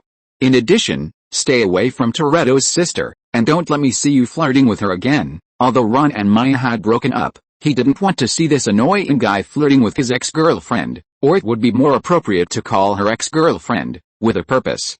Ron smiled, and the Asian girls watching nearby were moved. The sexy JK uniform that was almost erotic, paired with white silk, happened to be his favorite. He whistled skillfully and walked towards the beauties. Hi, beautiful girls, I wonder if I'll be lucky enough to drive you around in my car for a few laps, and then you'll find that I'm good at everything besides driving. After saying that, Ron didn't forget to raise his eyebrows coquettishly, and the girl answered his question with action, directly placing her hand on his hard pectoralis major. In Ron's car, seeing him pointing at this side, Rajesh called softly, Howard, why? Rajesh asked innocently, do you think Ron will introduce those Asian girls to us? Even if Ron introduces them to us, do you think you have the courage to talk to the girls? Howard said helplessly. No need to talk, they will be conquered by my clear and affectionate eyes. As he said that, Rajesh looked at Howard with great affection, which made his anus tighten. Rajesh, no woman will have sex with you just because you look at her like a pitiful puppy. Do you understand? Rajesh, hey, I said we are not really going to stay in the car like children tonight. I want to go down and take a walk, then go. See if those tough characters outside will beat you to pieces. I can go over there. Rajesh pointed to the group of Mexicans. I can blend in with that group of people with my skin color. Then go. See if your Indian accent can make them treat you as one of their own, Howard said, imitating Rajesh's Indian accent. Of course, there were two more unfamiliar faces in the crowd that had never appeared before, which had to attract the attention of those who were interested. A fat man walked out of the Mexicans and looked around O'Connor's car. Hey, what equipment do you have in your car? The fat man didn't treat himself as an outsider at all. Do you want me to discover it myself? O'Connor smiled foolishly. Of course, how brave. My name is Hector. I also have a last name, but it's too hard to pronounce. So, I'm Brian. O'Connor gave the pseudonym he used as an undercover agent. A typical white name, you know what I mean. Hector winked at O'Connor. Do you see that car over there? That's mine, but I'm not participating in the race tonight because I want to participate in an orthodox car race, like the drag racing. Have you heard of it? Of course. Ron noticed the movement here, patted the two girls' buttocks and told them to come over, but before him, someone else had come over first, a black guy with dreadlocks. Ron guessed that he should be Toretto's man, and he interrupted the conversation between the two people. Ron eavesdropped openly, and all the content was meaningless. As they were chatting, there was a roar of the engine, and 3 sports cars drove in, and they were immediately treated like stars. It was Toretto and his group. They shook hands and hugged everyone like real big stars, and even 2 girls dared to flirt with Toretto in front of his real girlfriend Letty, but they were immediately warned by the jealous Letty. "I smell a foxy smell. If you don't leave, I'll leave a mark on your face, Letty, we're just chatting." Toretto spread his hands helplessly. Ron knew that it was time for him to show up. "Hi, Dom, Letty, long time no see." "Well, I'm talking about you. I just had a hamburger with Dom 2 days ago." Toretto saw Ron show up, and his head got bigger, and he shouted, "Hector, you Benzie, who was chatting with O'Connor?" Turned around. "Boss, what's the matter? So this is also Toretto's man?" Ron secretly memorized the appearance of this person in his heart. "This is Ron, my good friend. He may need your help with something recently. I want you to help him like you helped me." "No problem, boss." Hector obediently came up to Ron and exchanged phone numbers. Ron knew that Toretto would definitely not fool him on such a small matter, so he happily agreed with a fat man named Hector for the next day. He planned to try to find a breakthrough from the underground forces. More than half of the drag racers have been exposed to drugs, so it shouldn't be difficult to follow the clues from them. After giving O'Connor a taunt, Toretto began to organize tonight's game. Just when everything was about to settle, 2 discordant voices were heard. "I want to join too, X2. One voice came from O'Connor, and the other from Ron. "I recommend a friend's book Becoming a Villain in the One Punch World, which is a story about being a weirdo in the world of One Punch Man." Chapter 13 Drag Race. Under Toretto's command, Hector collected the money from all the participating drivers. When he received the money from O'Connor, something went wrong. This guy actually said that he had no money. Ron curled his lips secretly. Not to mention that the annual income of FBI agents is close to $50,000. There are many various investigation subsidies. Who would believe that he couldn't even take out $2,000? It's obvious that he wants to make trouble. O'Connor finally harvested a wave of attention from Toretto with his well-modified car, and promised him to use the car owner's certificate as collateral to participate in the competition. However, no one was interested in Ron's car, just because Toretto said, "I modified his car." "Howard, Rajesh, did you see that fat guy? I'm going to race with him later. You two can get in his car. His name is Hector. He is a very friendly person. They will have a party in the evening. There will be many girls. I have agreed with him. You can go together. Try your luck." Ron knocked on his car window and pointed at Hector and said to the 2 people in the car.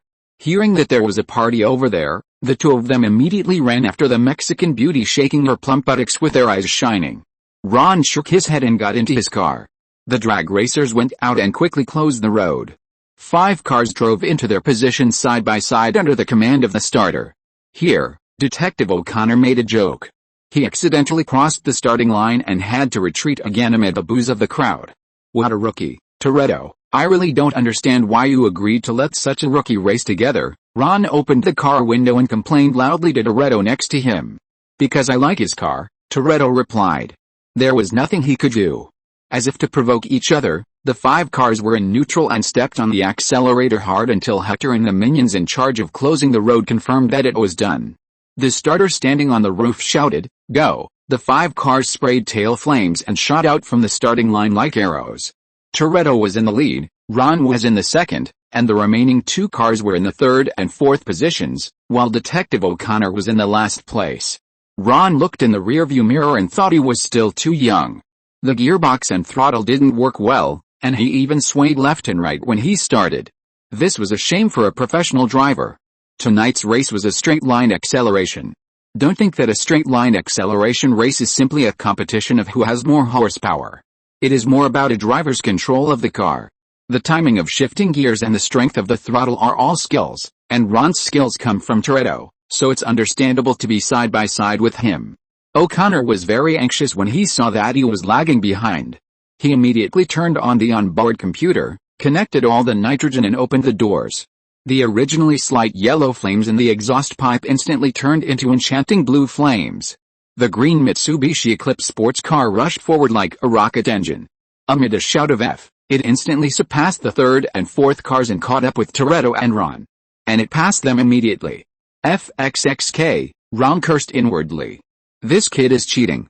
My car today is the regular version, without nitrogen. Ron can't do anything to him, but that doesn't mean Toretto can't do anything to him either. He had already seen the device on O'Connor's car when he checked the car before the race. Toretto calmly turned on the starter, and nitrogen flowed from 4 connected tanks along the gas pipe into the engine. The strong pushback directly pressed Toretto firmly on the seat. His red Mazda also rushed forward like a rocket, and soon caught up with O'Connor. This game became a situation of 2 dragons fighting. After all, one is a rookie who made random modifications, and the other is a professional car modification master. The gap in level is visible to the naked eye from the distance between the 2 cars. O'Connor, a rookie, became even more anxious and quickly opened another nitrogen bottle. The speed of the car was pulled up to level again, but it could no longer run when it approached 140. The excessive acceleration caused the car body to shake violently. The modified parts fixed on the chassis fell directly from the car, sparking on the ground, and a puff of white smoke came out of the engine hood. Bang! His car slowly lost power due to the falling parts. No matter how hard O'Connor stepped on the accelerator, he still had no intention of moving. In short, it broke down. Ron quickly overtook O'Connor with a word rookie, and the other 2 cars completed the reverse overtaking and crossed the finish line one by one. Everything you want is here for you. Hector held up the $8,000 and the car owner's certificate in front of everyone, and put it in Toretto's hand after making sure that everyone saw it. Toretto excitedly put the money in Letty's hand and carried her to the roof of the car. You are my prize. O'Connor didn't know how to start the car again and drove over with a silly smile on his face. What are you smiling at? Ron walked over with a beauty in his arms. I almost beat the famous Toretto. Haha. Ron rolled his eyes. How stupid must this fool be to have such an idea? You have never beaten me, and now even the car is not yours. Toretto came over. You messed up when you changed gears. How can you step on the double clutch like that? Win is win. Toretto opened his arms to accept the cheers of the crowd, but the cheers did not last long. The speeding racer who is responsible for keeping watch suddenly shouted, "Damn it! The police are coming." The speeding racers immediately became chaotic and ran back to their cars and drove away quickly. FXXK. Tonight's affair is ruined again. Ron slapped the hood of the car angrily and got into the car. He looked at the direction where O'Connor left and started the car. Damn FBI, do you have to do this tonight? Stop the car in front. We are the Los Angeles police. Please stop and be inspected. 2 police cars followed Ron's car. Stop, you big-headed ghost. Ron stepped on the accelerator deeply. Where will my face be after you catch this, Captain? Ron seriously suspected that he was being treated specially. Otherwise, why would so many cars chase me instead of chasing me? This is definitely an act of retaliation by the FBI. Ron saw the pile of trash cans in front of him, and immediately had an idea in his mind. When the car body passed by, he suddenly turned the direction slightly, and the car body knocked over the pyramid-shaped mountain of trash cans, and countless trash cans crashed into the 2 police cars behind him. Ron took advantage of the police car's blocked line of sight to drift, and the car body plunged into the alley on the side of the road, turning off the lights and the engine in one go.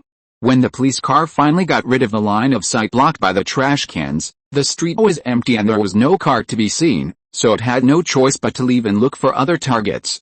Ron looked at the police car leaving and was very proud. Tisk with your FBI level, you still want to trouble me? Rubbish. PS, I have changed to contracted status. From today on, I will update twice a day, so can I ask for votes or rewards? Thank you for your support. Thank you for your support. Cheyenne. She bows to everyone here. Chapter 14, Trouble the FBI. What will happen if Ron is caught? Not very good. As a law enforcement agency, Ron can use the reason of undercover mission to explain his illegal behavior of speeding. However, it is likely that this news will spread to the intelligence departments of the United States through the FBI information channel. At that time, Ron will become the laughingstock of everyone and can't raise his head. Especially the CIA. If Ron is defeated, they will definitely laugh the happiest. Who makes Ron like to make trouble for the CIA the most? If you are unkind, don't blame me for being unjust. Ron took out his mobile phone and found Toretto's number and called him.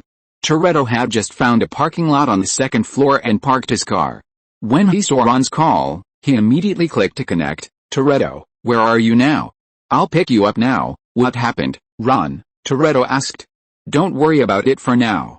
Find a place to hide first, and then tell me your location, and I'll pick you up. Out of his usual trust in Ron, Toretto still carefully told Ron the location of the parking lot, and then stayed in the parking lot without going out. The parking lot was located just a block away from the road where the car race was just taking place. Ron quickly picked up Toretto. After Ron drove away with Toretto, a green sports car in the alley across the street immediately lit up its lights. It was none other than Agent O'Connor's Mitsubishi Eclipse. O'Connor took out his cell phone and entered a number according to his memory and called. Not far away, the two FBI agents who had pretended to arrest Ron before were sitting in another police car. Report to the commander. The operation failed and the target person is missing. The bald agent was surprised and said, how could the target be lost? Weren't you following the target's car just now? I just parked the car opposite the parking lot where Toretto was hiding and waited for him to come out, but he just showed up and I didn't have time to call my colleagues before he was picked up by Ron. The big black agent slapped the steering wheel in annoyance. Damn it. It's this guy again. How did it know we were going to act tonight? Ron, sorry, I've seen the movie, and the hand movements are funny. Jack, I've said it before, we just need to focus on dealing with Toretto. There's no need to provoke that guy. The bald agent shrugged. The black agent was obviously of a higher rank, and his eyes narrowed. Are you teaching me how to do things? No, boss. The question is what should we do now? Nothing. Let Agent O'Connor come back first, and find a chance next time. The black boss had no choice but to cancel tonight's operation.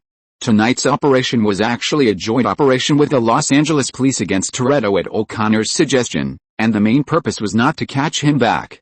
Because without evidence, even if Toretto was caught, at most he would be charged with obstructing normal traffic and illegal racing, and he would be released in a few days. What's more, Ron Cooper, known as the Wolf of the IRS, was standing behind him. The real script was to put Toretto in a desperate situation, and then let O'Connor appear in front of Toretto as a savior, rescue him, and thus successfully penetrate into Toretto's lumberjack.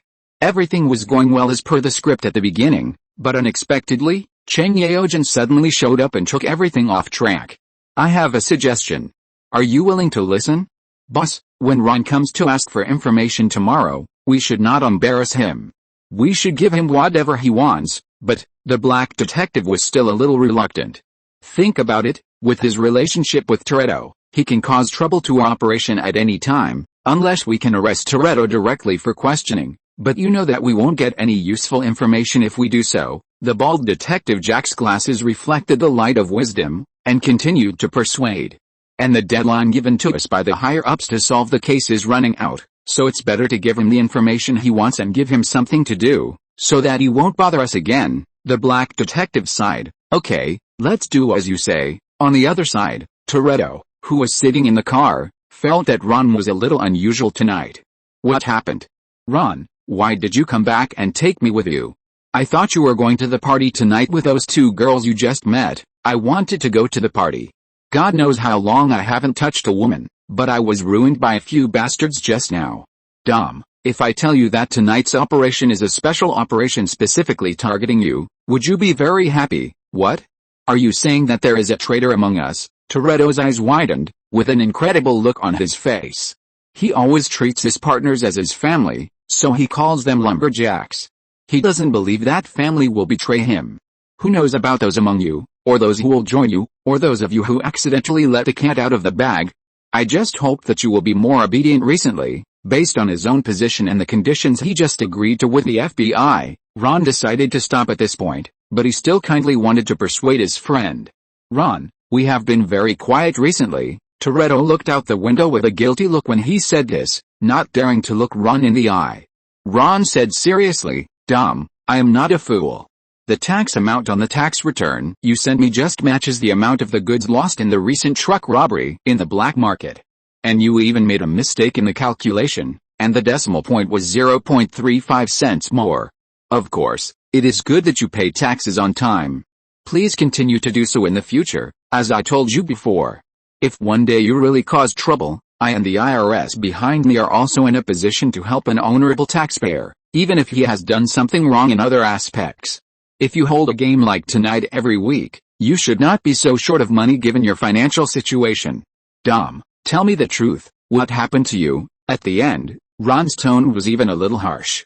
Ron, Toretto shook his head. Okay, I admit that all this originated from a bad deal between me and a Korean gangster, and I shouldn't have slept with that guy's sister. In desperation, Toretto had to show his hand. Okay, anyway, I told you that you have been targeted. You'd better be careful recently. I have been investigating drug cases and don't have time to care about you too much. So, did you do the recent truck robbery? Ron finally confirmed. P.S. I know this paragraph is a bit unreasonable. Why does Toretto have to pay taxes for doing illegal work? But it is actually reasonable. Read on, at most 3 chapters, I will explain it. Please don't criticize this yet. If you're listening to this novel on a channel other than Fanfic World, it means they downloaded and uploaded it without effort.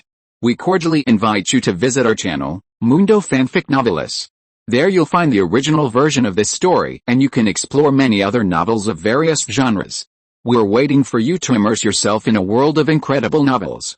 Chapter 15, a series of romantic encounters. Well, anyway, I told you that you've been targeted. You'd better be careful recently. I've been investigating drug cases and don't have time to care about you too much. So, did you do the recent truck robbery? Ron finally confirmed. At this time, the car finally drove to the small restaurant where the two met last time. Toretto landed behind Ron. His voice was very firm. Yes, we did it. We were responsible for robbing, and then we gave the stolen goods to the Korean guys to sell, the ones you saw today.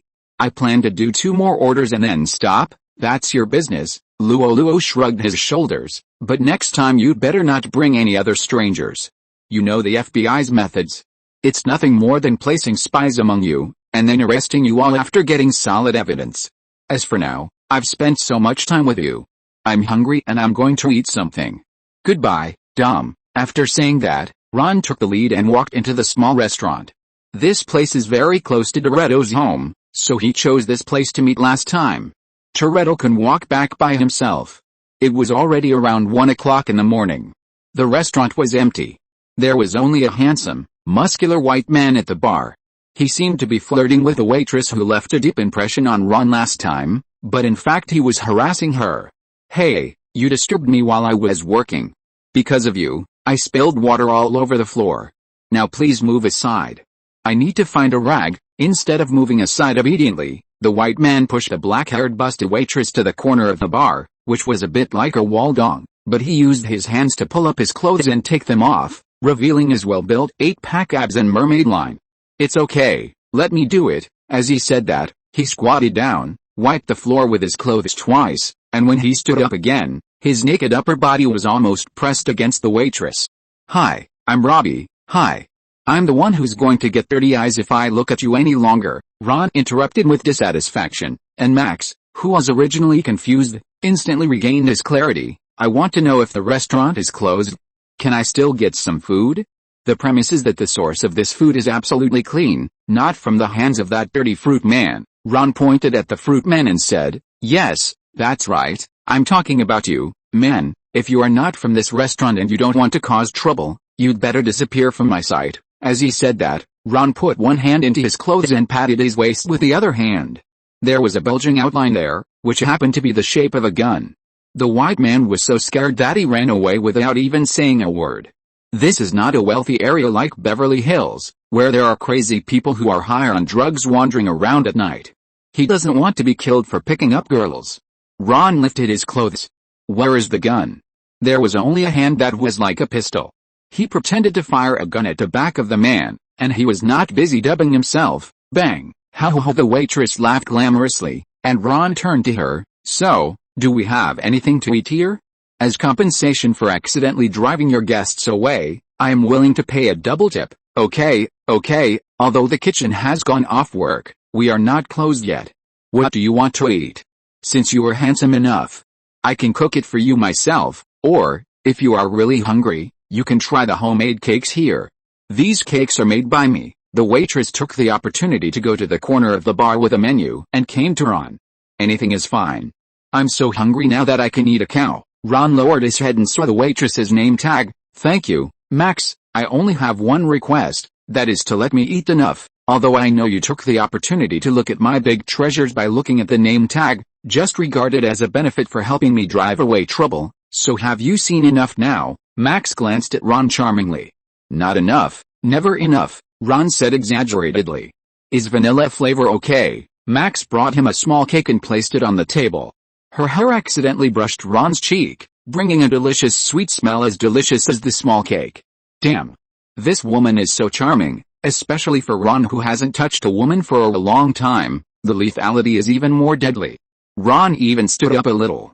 "Hey, I say, can this be considered a tease?" Ron swore that Max was definitely doing it on purpose. "Wait. Max?" Ron looked at the beauty in his eyes and thought of the delicious homemade cake. Ron remembered that it was no wonder that he paid special attention to this girl last time. He felt that she seemed very familiar, and it was definitely not just because of her appearance. He finally confirmed that this was Max from Two Broke Girls. And the waitress who served him last time and smelled of heather should be the Eastern European woman who is messing around in the kitchen at the beginning of the original book and never showed her face. No wonder he couldn't remember it at that time. Of course, there was another reason. The restaurant in the original novel of Two Broke Girls was in New York, but this is Los Angeles. He didn't think about it that way at first. "Of course, I have already sent you the benefits I saved you from. Now this is a punishment for driving away my affair. What do you think? Do you know you were wrong now?" Max didn't restrain himself at all. Instead, he bent down even lower, almost sticking to Ron, and leaned over to Ron's other ear and said, "You know there is a saying among hunters that if you drive away someone else's prey, you have to compensate them for your prey. Are you ready to compensate them, handsome boy?" Ron could already see Max's bottomless pit. Can it still be operated like this? Even though Ron has been here for so long, he is also well informed about the bold customs of the United States, and he didn't react for a while. So what happened just now was not sexual harassment at all, but Max's trick of playing hard to get. "So, tonight there is not only supper, but also meat?" Ron smiled wickedly and gently unbuttoned the top button of his shirt. "Of course no problem, but I don't know if my compensation can satisfy you." Max didn't say anything, but directly hooked Ron's neck and kissed his lips. An hour later, after a hearty battle, Max sat up from the table. "Oh my god, you are so awesome, just like a beast. What's your name?" "Ron Lee Cooper, I'm willing to serve you." Ron pulled Max up from the table with a gentleman's kiss on the hand. "But this beast is now hungrier than before. You'd better get me something to eat, otherwise I'm really afraid that I can't help but eat you. You know, you are as delicious and tempting as your homemade cakes." Ron hugged Max from behind and whispered sweet words in his ear. Max was still not satisfied. "Maybe, we can change places first. How about my house?" Chapter 16. If it weren't for the pressure of life. Ron was at Max's house, fighting until almost 4 in the morning, and then he left Max's house, of course with a satisfied heart. After all, a beauty like Max is not common. Of course, he didn't have to leave, but he didn't want to affect Max's rest, nor did he want to affect his own rest. Because of the nature of his work, Ron has always been a light sleeper and would wake up at the slightest noise. Then he took out his gun and looked around, and he would continue to sleep until he was sure it was safe.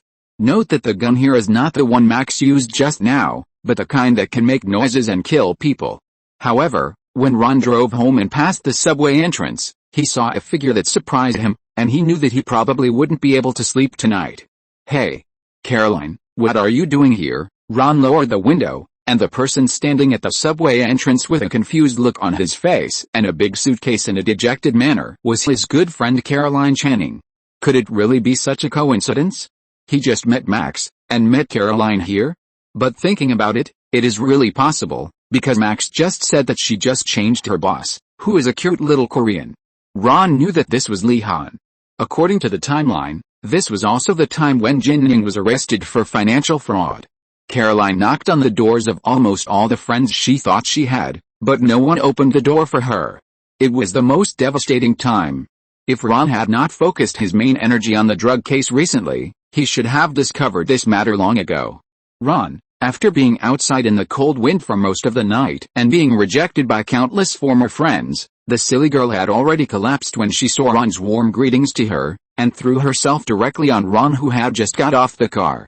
"What's wrong?" Ron rubbed Caroline's soft blonde hair. "Ron, my father is in trouble and now I am penniless. I have nowhere to go. Everyone avoids me, just like I have herpes, and I dare not sleep on the street," Caroline cried. Well, there was a reason why Caroline trusted Ron so much. They were not only good friends, but Caroline's first time was taken by Ron. Ron also admired Mr. Channing very much, and the two even had the following conversation. "Ron, now you know all my financial methods." "Yes, it is a scam targeting the rich. So are you going to report me?" Mr. Channing asked. Ron replied, "Of course not. I even think you are much more noble than those rich people, because they will only use various tax avoidance methods to avoid paying taxes in the end, and you have never evaded taxes at least." It was because of such a conversation that even Caroline's father Mr. Channing was very optimistic about Ron. Ron had thought about visiting Mr. Channing when he was free in Los Angeles, but he didn't expect that he had been arrested before he could. "Okay, thank you for your hard work, Caroline, but it doesn't matter, at least you still have me, we are friends, right?" Ron comforted Caroline and began to think about how to settle her down. "I think you'd better take a rest now, such as taking a shower and having a good sleep, and we can talk about other things tomorrow. How about that?" Caroline wanted to say something else, but Ron blocked her mouth with a finger. "Leave everything to me, just like you trusted me before, as an old driver, with a lot of case handling funds to squander." Ron has VIP membership in many high-end hotels. Ron directly found the nearest five-star hotel and booked a room to send Caroline back to the house. Maybe because she had just experienced a major blow, Caroline needed comfort very much. As soon as the door was closed, she dropped her suitcase and threw herself into Ron's arms and kissed him hard. "Wait, Caroline, I'm a little tired today." At any time, Ron would never refuse a beautiful woman in his arms, but today he was really a little grateful. After all, he had just fought with Max for no more than half an hour. "Ron, do you even start to hate me now?" Caroline let go of her arms and looked at Ron with tears in her eyes. What else could Ron say about this situation? "How is that possible?" he said, and then kissed her. He knew that Caroline was in a very bad condition. He was even worried that if he pushed Caroline away now, she would jump directly from this building. This was the 22nd floor. Caroline was in urgent need of a hearty stimulation to forget the troubles in reality. Ron could only cheer up again and try his best to respond to the hot body in his arms. He found for the first time that such a happy thing turned into physical work. He didn't leave a note until Caroline fell asleep exhausted. Ron walked to his car and stretched. It was already 6 o'clock in the morning. Not only did he not sleep all night, but he also did heavy physical work all night. His body could be said to be exhausted to the extreme. "It seems that I really need to exercise recently. It's just 2 people, but I actually feel a little back pain," Ron said to himself. But his record was impressive.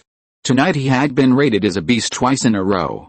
Even if he quit his job as an agent and focused on those rich women, he would soon become rich and reach the pinnacle of life.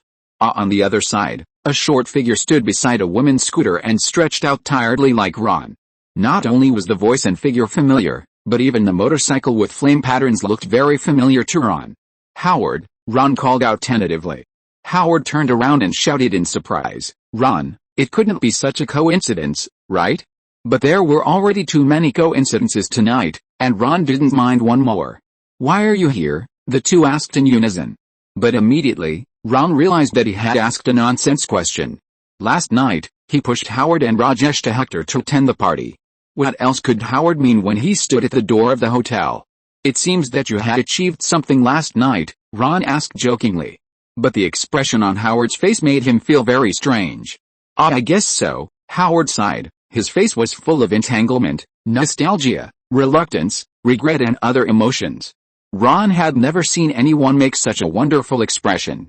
He could even be compared to the big brother in the video then ago that Ron had seen in his previous life. What did this guy go through to become like this? Ron began to feel curious. However, a black man or a fat black girl came out of the hotel and gave him the answer. Darling, as soon as the fat black girl came out of the hotel, she ran over and put her arm around Howard's arm, as if she was afraid that he would run away.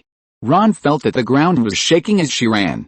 This weight must be at least 300 pounds, and the height of about 1.75 meters lifted Howard, who was only 1.6 meters tall, like a chicken. So the question is, how did Howard do it? Or what posture did he take? It's not possible that he really walked up to him and pressed the F key, right? Ron, this is Lily. Howard introduced helplessly, but as I seem to say, if life is not forced, who would be willing to drive a tank? P.S. I finished 2 in one night. Now I ask for votes or rewards. It's not too much, right? Chapter 17 FBI Intelligence. Howard, where's Rajesh? Ron asked hurriedly when Howard sent Lily back to the hotel. If he didn't ask quickly, he was afraid that the fat girl would come back. Just now, she took the opportunity to say hello to touch Ron. Who knows if he will be taken to the hotel next time he comes out and do something unspeakable. After all, the American people have always been known for their boldness and unrestrainedness, and group sex is commonplace. Ron still has some physical strength, but he doesn't want to waste it on this person. He still has 2 tigers to feed. God knows what happened today. If he took the initiative with Max, he was completely passive with Caroline. But in that situation, is it still manly to refuse? Rajesh? He's still resting in the room, Howard said with a blank expression, like a puppet that was played with. Ron remembered this plot when he was watching the show before, but it was at Howard's wedding that Rajesh exposed the 3 of them playing games together, and Will Wheaton recorded a video and posted it online, and they almost didn't get married. So it's not just the anime exhibition, it starts now? Poor Rajesh. Ron glanced at Howard. Poor Howard, I hope you still have the energy to go to work later, instead of being so weak that you can't even drive.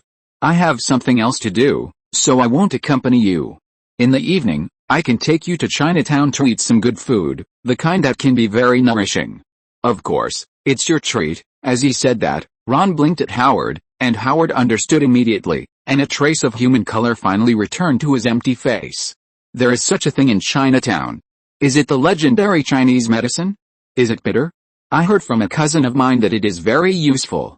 His wife helped him get the medicine once, and not long after, she gave birth to a lovely child for him. Howard relied on his fluent Chinese to hang out in Chinatown, so it was not surprising that he knew about Chinese medicine. Of course not, Ron shook his head. I just planned to take you to eat Chinese cuisine. Chinese cuisine? How can it have such an effect? Is it really useful? Howard expressed his doubts about this, but was eager to try it. Of course, there is a saying in China, called like cures like. They firmly believe that making a handful of special organs of strong animals into dishes can achieve the effect of strengthening the body.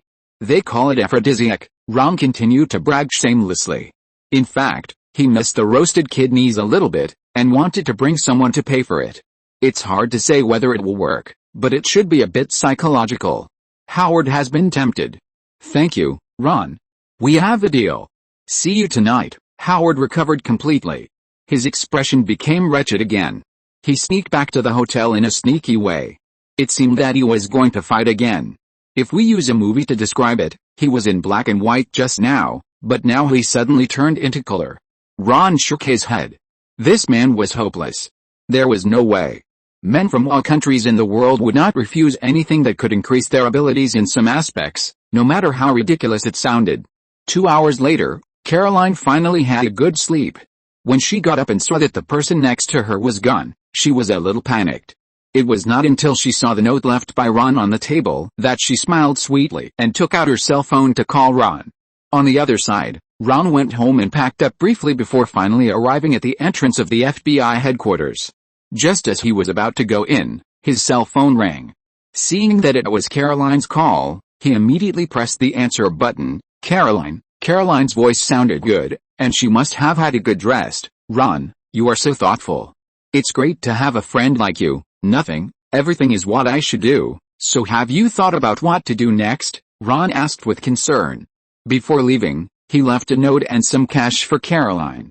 In order to take care of the poor girl's self-esteem, he also specially noted on the note that it was borrowed, but did not specify the repayment period, let alone interest. At the same time, he also sent Caroline several job offers, such as working as an accountant in Mr. Tao's eye store, or working as an ordinary employee in Musk's company. Ron felt that with his face in front of the two, a job position should not be difficult. Of course, in addition to helping Caroline, he also had a selfish motive, that is, he didn't want Caroline to continue to work as a waitress in Lee Hand's store, according to the inertia of time and space. God knows what will happen if two girls who had intimate relationships with him on the same night get together. Although he didn't promise anything, it seems that they should be bed partners. Americans are quite open-minded in this regard. They can have sex together even if they don't fall in love, just like Caroline and the programmer who helped build the website in the original Two Broke Girls. Falling in love is another matter. But despite this, it seems that it is not appropriate to separate from the two sisters who will live together in the future. However, Caroline's next words made Ron miscalculate. First of all, thank you for your kindness. I feel that you have decided to stand by me after such a major change in my life, but I don't want to rely on you anymore. I have been expelled from the entire circle of rich people in Los Angeles and don't want to appear in front of any acquaintances except you. So, what are you going to do? I just searched places that Beverly people will never go to and plan to find a job as a waiter in a small restaurant. In fact, I have found a restaurant and plan to interview in a while. It's not far from the subway entrance where you met me. Ron stroked his forehead. Well, after going around in circles, he came back again. In the end, Caroline still had to go back to that restaurant to work hard for the small cake business with Max. Ron said seriously, well, I just want to say that you can always come to me and ask for my help, I mean in all aspects. Thank you, Ron. I really don't know what to do without you. I plan to pack up and go to the interview now. Bye. After hanging up the phone, Ron simply stopped thinking too much. Forget it, just take it one step at a time. So he strode into the FBI office, and after reporting his name, he was taken directly to the office of bald Detective Jack. This time he did not encounter any difficulties. The FBI directly took out all the drug intelligence in the city and shared it with him, and the two of them tacitly did not mention what happened last night. The above is all the information you have seen about drugs in this city. We have always known that there should be one of the largest drug dealers in the United States. But his existence is too mysterious and almost completely untraceable. We have placed undercover agents several times before, but we have not been able to penetrate the inner circle of that mysterious dealer. We only vaguely know that such a person exists. As for the Heisenberg you mentioned, he seems to be a newly emerging drug maker.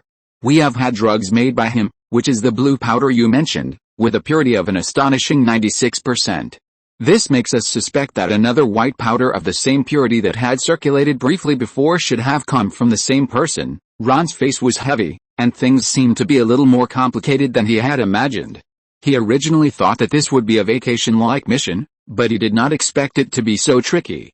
So, is it possible that this Heisenberg is the hidden largest drug dealer in the country that you mentioned? We think not. Through intelligence analysis, Jack took out several informants' confessions from the materials on the table and threw them on the table in front of Ron. If it is the hidden dealer, with his sales network, the blue powder should be everywhere in the United States at this time, not just in Los Angeles. Okay, Ron knew he asked a stupid question. I believe, with the ability of your FBI, it should be more than that, right? Jack was silent for a moment, took out a portrait from the office drawer and placed it in front of Ron. In fact, we also got this portrait from the oral restoration of a witness who claimed to have seen Heisenberg, but we don't know how credible something like a portrait is. Ron picked up the portrait and looked at it carefully. This person doesn't look like a good person, with a top hat and windbreaker.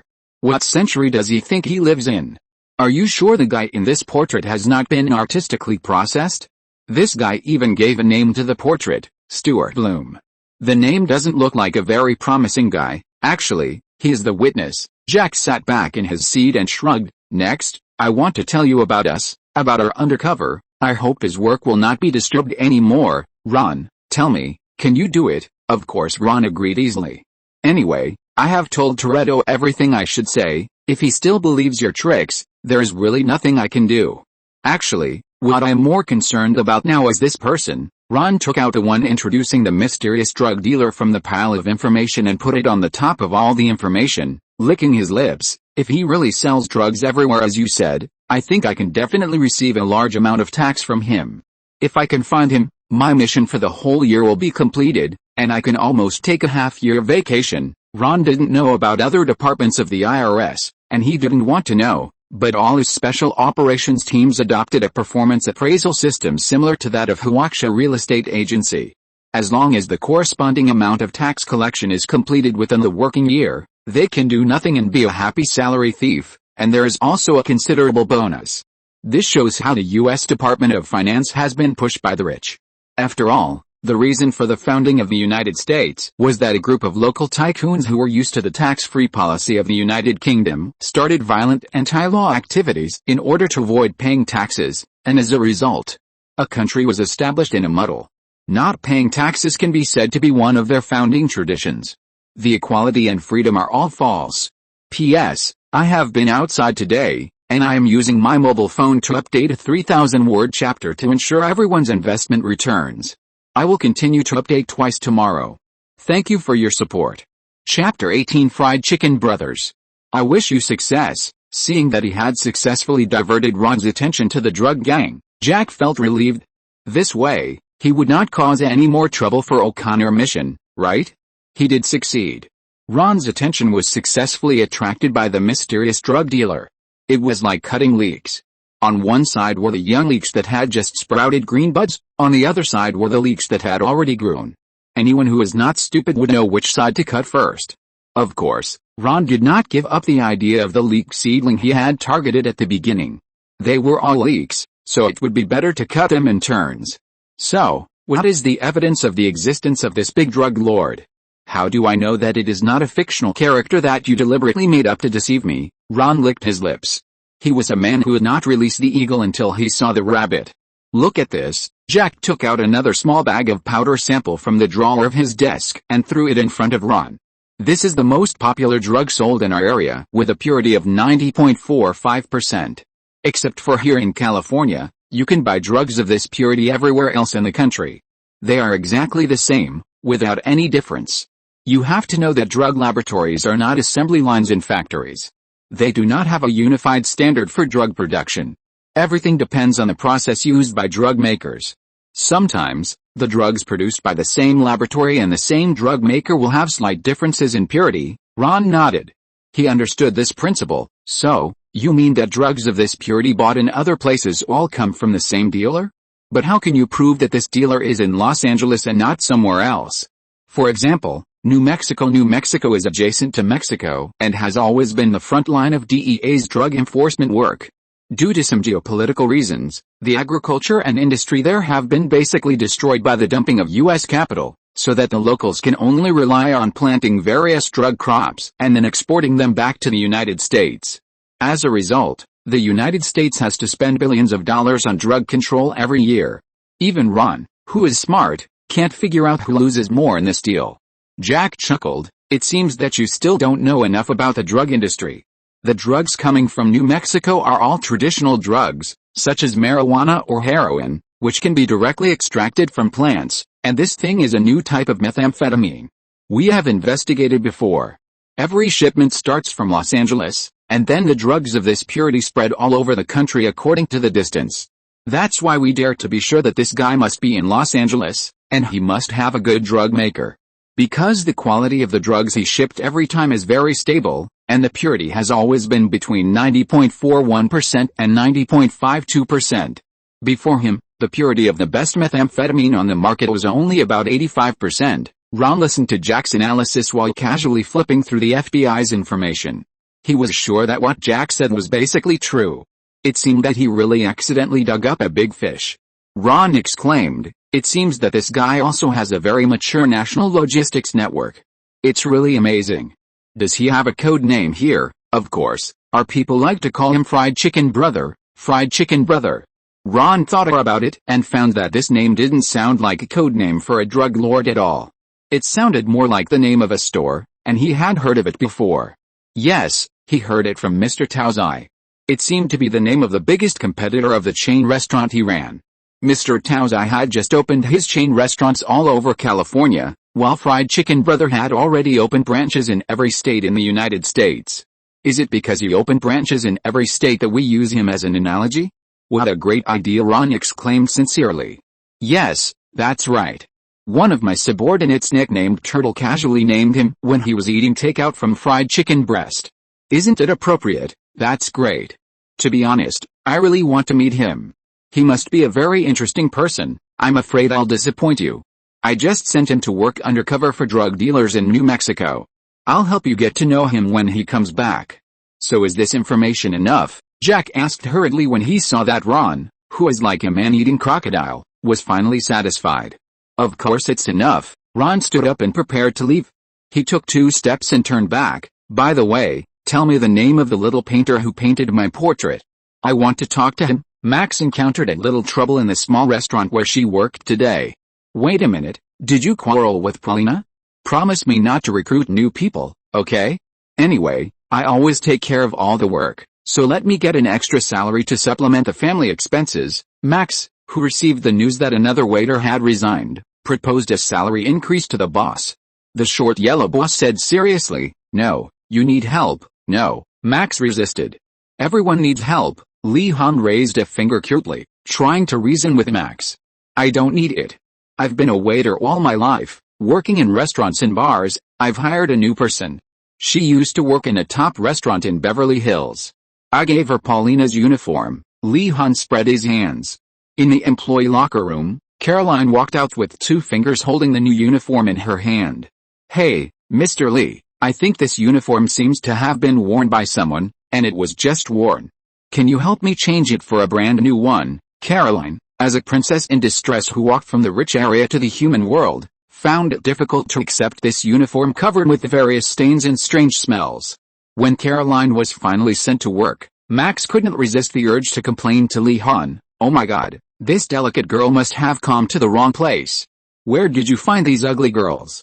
A Russian whore and a drug addict. Her hair is golden, shining, which will help to make money." Lee Han was helpless and could only put on the dignity of a boss. "Besides, you can train her, but I am the boss." To be honest, Max has begun to miss the drug addict girl.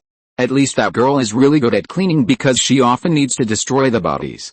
On the other side, Ron, who got the address from Sheriff Jack, found that the road was more and more familiar as he drove. After a long detour, he actually returned to the restaurant where Max worked. Chapter 19 New Breakthrough. Think about it, what kind of place is this with so many talented people, that it can gather the cheese factory where Penny works, Toretto's coffee shop, the restaurant of the 2 bankrupt girls, and a comic book store with a good drawing skill. The last one is the target of Ron's visit, but when he walked to the door, he found that this comic book store was the one that Sheldon and his friends often went to. No wonder when I first saw the name Stewart, I thought this person would be a loser. It turns out that he really is a loser. "Hi, your name is Stewart." "Yes, I am. What do you want to talk to me about?" "You don't look like the kind of otaku who usually comes to our store." Stewart has not become as neurotic as in the later period of The Big Bang Theory. At least he still looks like a normal person. "You drew this picture, right?" Ron directly took out a copy of Heisenberg's portrait he got from Jack. "I want to know what the situation was at that time, and, is the person in this painting really the same as what you see? I always feel that he looks more like the bald doctor in X-Men." "What do you call him, Dr. X?" There was no one in the store at the moment. Stewart rubbed his hands nervously. "Sir, before answering your question, can I know your identity first? If you happen to be that person's subordinate, I'm the IRS. Are you relieved now? Don't worry, if you are retaliated against, you can always go to FB to apply for witness protection. We will also provide some spiritual support." Ron showed his ID in front of Stewart. "In addition, I am Sheldon's brother, the tall and thin scientist who often comes to your store." "He looks like a praying mantis." Stewart suddenly realized, "I know him. Howard, Rajesh, and Leonard are the big customers of my store." The purchasing power of the 4 nerdy scientists has become the biggest customer of Stewart's store. "How bad is your business?" Ron secretly complained in his heart. However, there is another possibility, that is, how much money did the 4 poor guys who have no women spend on these comic books? Others don't know, but he knows Sheldon's situation. Sheldon has a big box of comic books at home. This weirdo even rented a safe in the bank to store the comics he thinks are precious. Ron felt painful just thinking about it, and these things were sold to Sheldon by the profiteer in front of him. Although Sheldon basically doesn't care about money, his salary is actually the highest among the 4. Before you answer my question just now, I would like to ask you to answer another question for me, that is, have you paid tax as well, friend? Ron's eyes showed an evil light. If this profiteer who has taken countless profits from his brother dares to say no, Ron will make back all the money Sheldon spent in this store today, but the result disappointed him. Of course, paying taxes according to the law is the obligation of every citizen. These are my tax payment receipts for this period. If you want to see them, I can also give you those from previous years. Stuart took out the receipts from under the counter. Okay, let's talk about this later. How about telling me about what happened that day? Stuart fell into recollection. So I went to the art exhibition as usual and saw 3 strange guys. You know there are strange guys everywhere in the art exhibition, but I still noticed them because they were so ugly. At this time, a guy in a windbreaker and a top hat walked towards them. He called himself Heisenberg, a Jewish name, so I guess he might be a Jew. Ron grasped the key point and interrupted. Heisenberg, this can't be his real name. How old is he? About 40 or 50 years old, looks no different from a teacher in a public school. I guess he should have children. By the way, he doesn't look very good. Maybe he just had a quarrel with his wife at home, or he had a serious illness. Ron quickly wrote this down. Knowing his age, he narrowed the scope of the search a lot. Go on, and then? What did they talk about? Because I felt that they were not good people, I did not dare to listen more. I just heard the 3 strange-looking people talking about the story of his men using an ATM to kill someone, and expressed admiration for the Jews. You know, I am a legal citizen, and I was already scared when I heard them say that they used an ATM to kill someone. Ron's heart moved. The case of killing someone with an ATM? He heard about this case on the radio not long ago. This might be a breakthrough. There are also the 3 gangsters ignored by the FBI. Since they know Heisenberg and know that his men used an ATM to kill someone, they must know his other men. At the very least, they can know more about Heisenberg. Ron even suspected that those gangsters might be the distributors of Heisenberg's bulk goods. The word distributor may not be accurate here. Those gangsters are not that high-end. At most, they are drug dealers. So, can you draw the appearance of those gangsters? Ron thought of a way to break the deadlock. Heisenberg is hard to find, but can't he find those little hooligans on the street? The idiots in the FBI can't find him because they are not like Ron, who happens to know Toretto, who is very familiar with the underworld. Of course, since he had nothing to do, Stuart took out 3 pieces of paper from under the table and finished drawing in less than 20 minutes. Sheng Wei, $5 per piece. The price was fair, and Ron paid the bill readily. When he walked out of the store and was about to get back to the car, he didn't want to meet Caroline. OMG, Ron, why are you here? Caroline shouted in surprise. I happen to be working a case nearby, and you? Although Ron knew that Caroline must be nearby, he still pretended to be surprised and raised the evidence in his hand. I found a new job, working as a waiter in a restaurant nearby. Ron, have you eaten yet? How about I treat you to something to repay you for taking me in yesterday? No need, I just ate. In fact, he hadn't eaten yet, but he was just afraid of running into Max when he went back with Caroline. Ron was not afraid of the sheriff field, but it would be awkward for the 3 of them to meet now. What do you want him to say to Max? Hi. Girl, I didn't have a good time at your place yesterday, so I slipped away in the middle of the night and found another girl. How about that? Do I show off or not? Ron probably won't have the chance to exercise with Max again, so this matter requires strategy. Really? I originally wanted to ask you for help with something, Ron. Chapter 20 Prison Visit. Of course I can help you, but how about we talk about it here? Ron avoided the question. He had only one principle, which was never to go back to the restaurant with Caroline. God knows what will happen if he is caught between 2 women he ganked on the same night. Ron didn't want to follow in Chang's footsteps after learning from Chang's lesson. This is the United States. Although few women practice swordplay or anything like that, citizens can legally own guns, and being shot at by a crazy woman with a submachine gun doesn't seem to be any better. Before Ron could think of a way to get the 2 girls at the same time, he decided to try to avoid the 3 of them appearing in the same frame for the time being. Okay, Caroline felt that Ron was a little strange today, but she didn't think much about it. She just thought that he was not hungry and was in a hurry. I want you to go and check on my dad for me. I don't know how he is in there. Will there be other prisoners bullying him? Don't worry about this. Your dad is guilty of economic crimes. This type of prisoner is usually detained alone. Moreover, because he had a good tax record before, our IRS usually gives him some special treatment. You know, Ron said, blinking mischievously. This was also one of the reasons why he persuaded Mr. Channing. Although he learned about Mr. Channing's arrest only later through Caroline, he believed that Mr. Channing must not have forgotten to call the special line he left for Mr. Channing. This is an exclusive channel provided by the IRS for special customers who do illegal business but pay taxes according to the law and will go to jail sooner or later.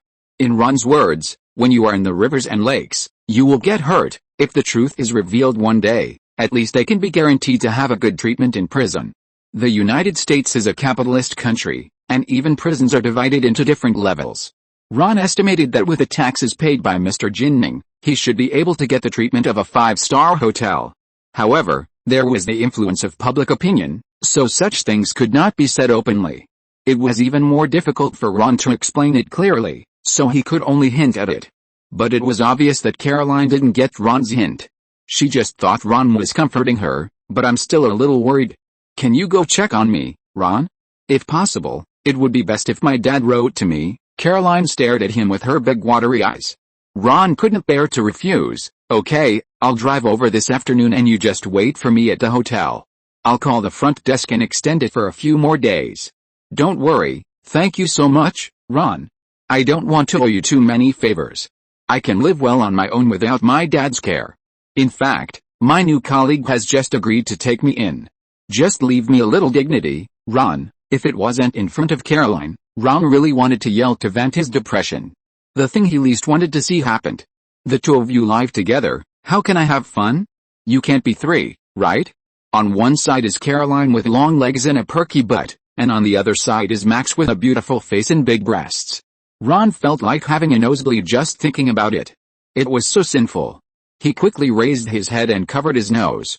Fortunately, it didn't really bleed, otherwise it would be really embarrassing. Ron? Are you okay? Caroline asked with concern. You're not going to sneeze, are you? I have some tissues here. Do you have a cold? Yes, that's right.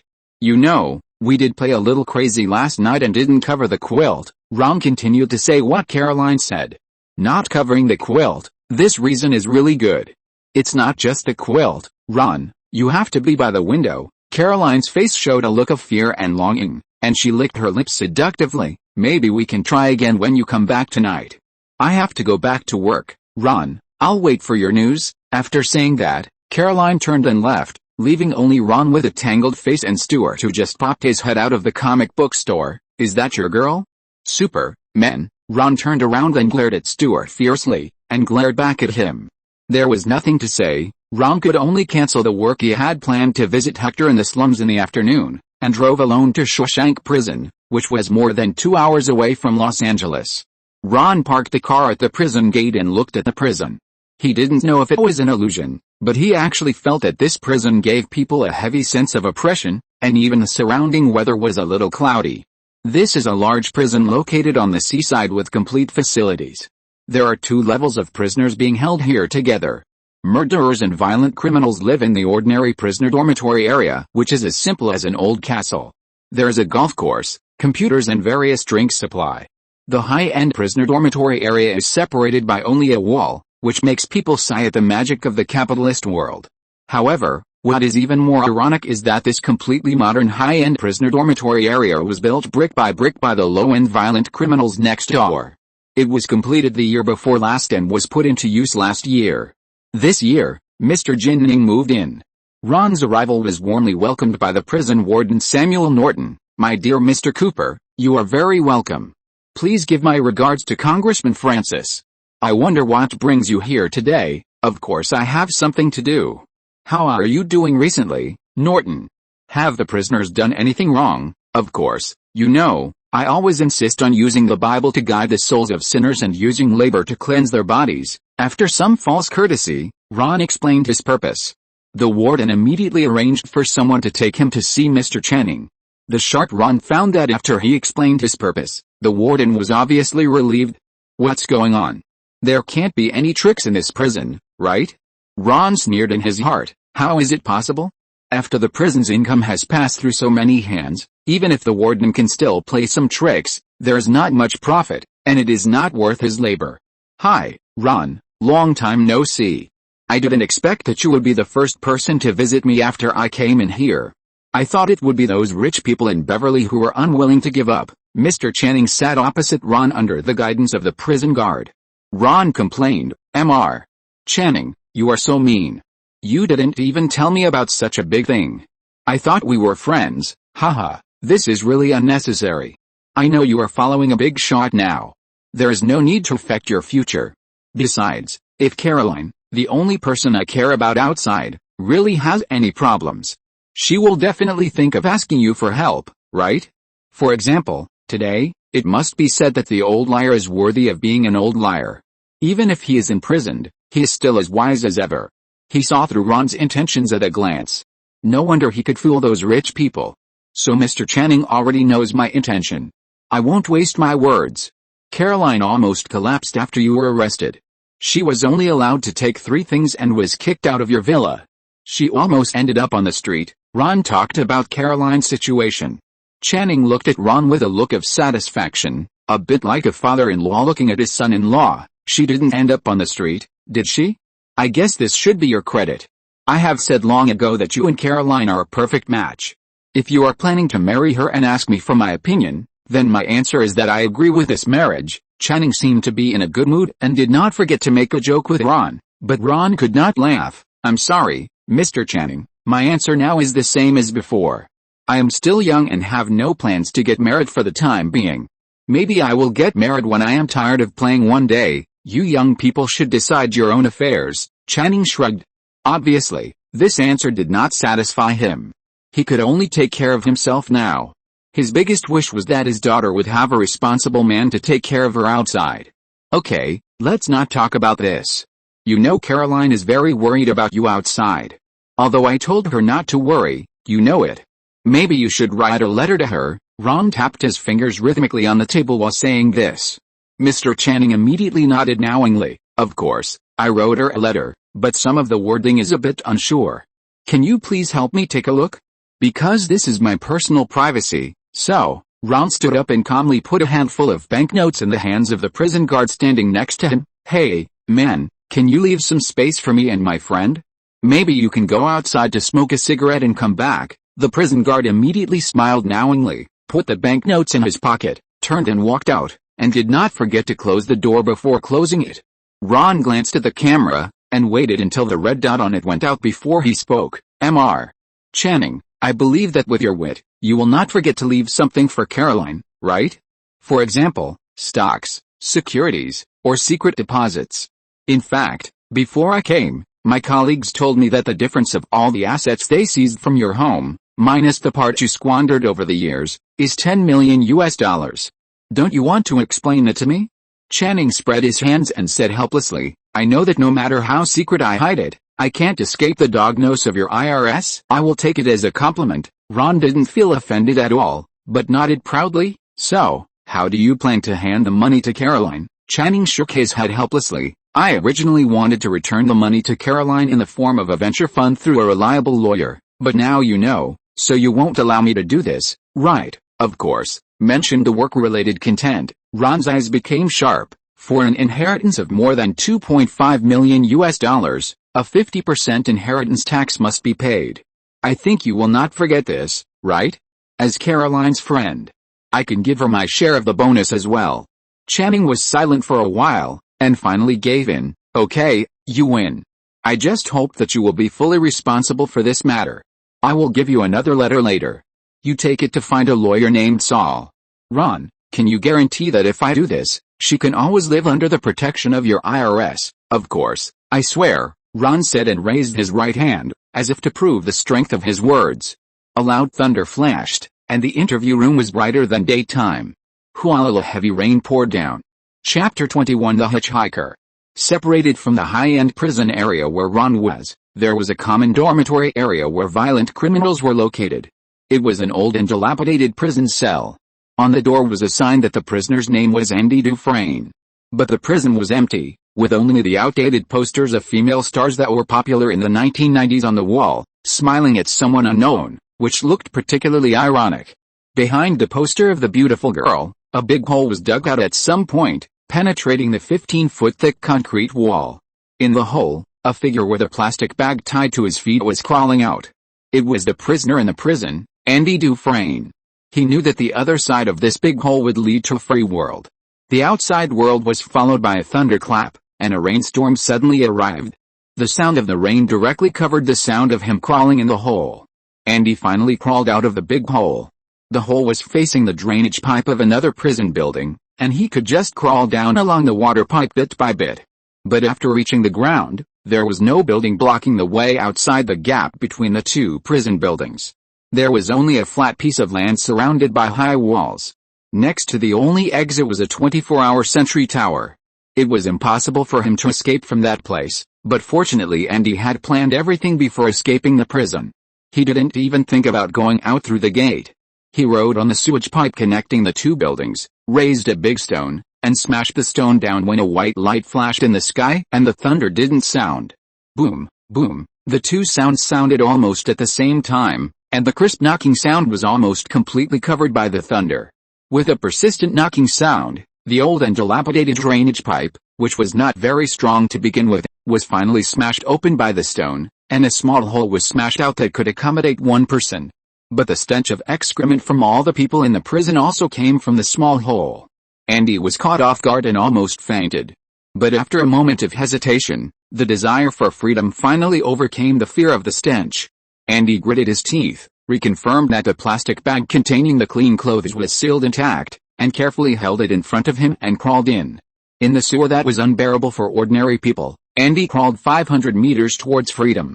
He vomited several times because of the smell, and then had to continue crawling in his vomit. Finally, he crawled out of the sewer and jumped into a river called Freedom. While wading in the river with difficulty, he took off his smelly prison uniform and threw it into the river. He opened his arms to face the rain, looked up to the sky and shouted for freedom that had been suppressed for more than 20 years. In the high-end prison, Ron finally reached a deal with Mr. Channing and called the prison guard back. After the two said a simple farewell, Ron declined the warden's invitation to a banquet and drove back to Los Angeles alone, intending to go back and fight Caroline or Max again. It was still pouring rain, and the speed of the rain even exceeded the frequency of the wipers scraping the car windows. Ron had to drive much slower than when he came. Damn weather, it was sunny when I came. If I had known it would be like this, I should have stayed at home and come back tomorrow. In this damn weather, only ghosts would come out. Ron had just finished complaining when he saw a man standing under the bus stop in front of him, laughing like a ghost. He looked crazy. Oh my god, is my mouth blessed today? Is it really a ghost? This is a remote place, with no village in front and no shop behind. Ron tentatively honked the horn twice, and the laughing man quickly moved away with a horrified face. Judging from his clothes, he should be a decent middle-aged man. I just don't know why he is walking alone in this place. Ron, who was cultivated by Mary to be warm-hearted, rolled down the car window and said, "Hey, friend, why are you alone in the rain? Want to hitchhike?" "Of course, thank you, friend." Andy opened the car door from the other side and got in the car with a calm expression.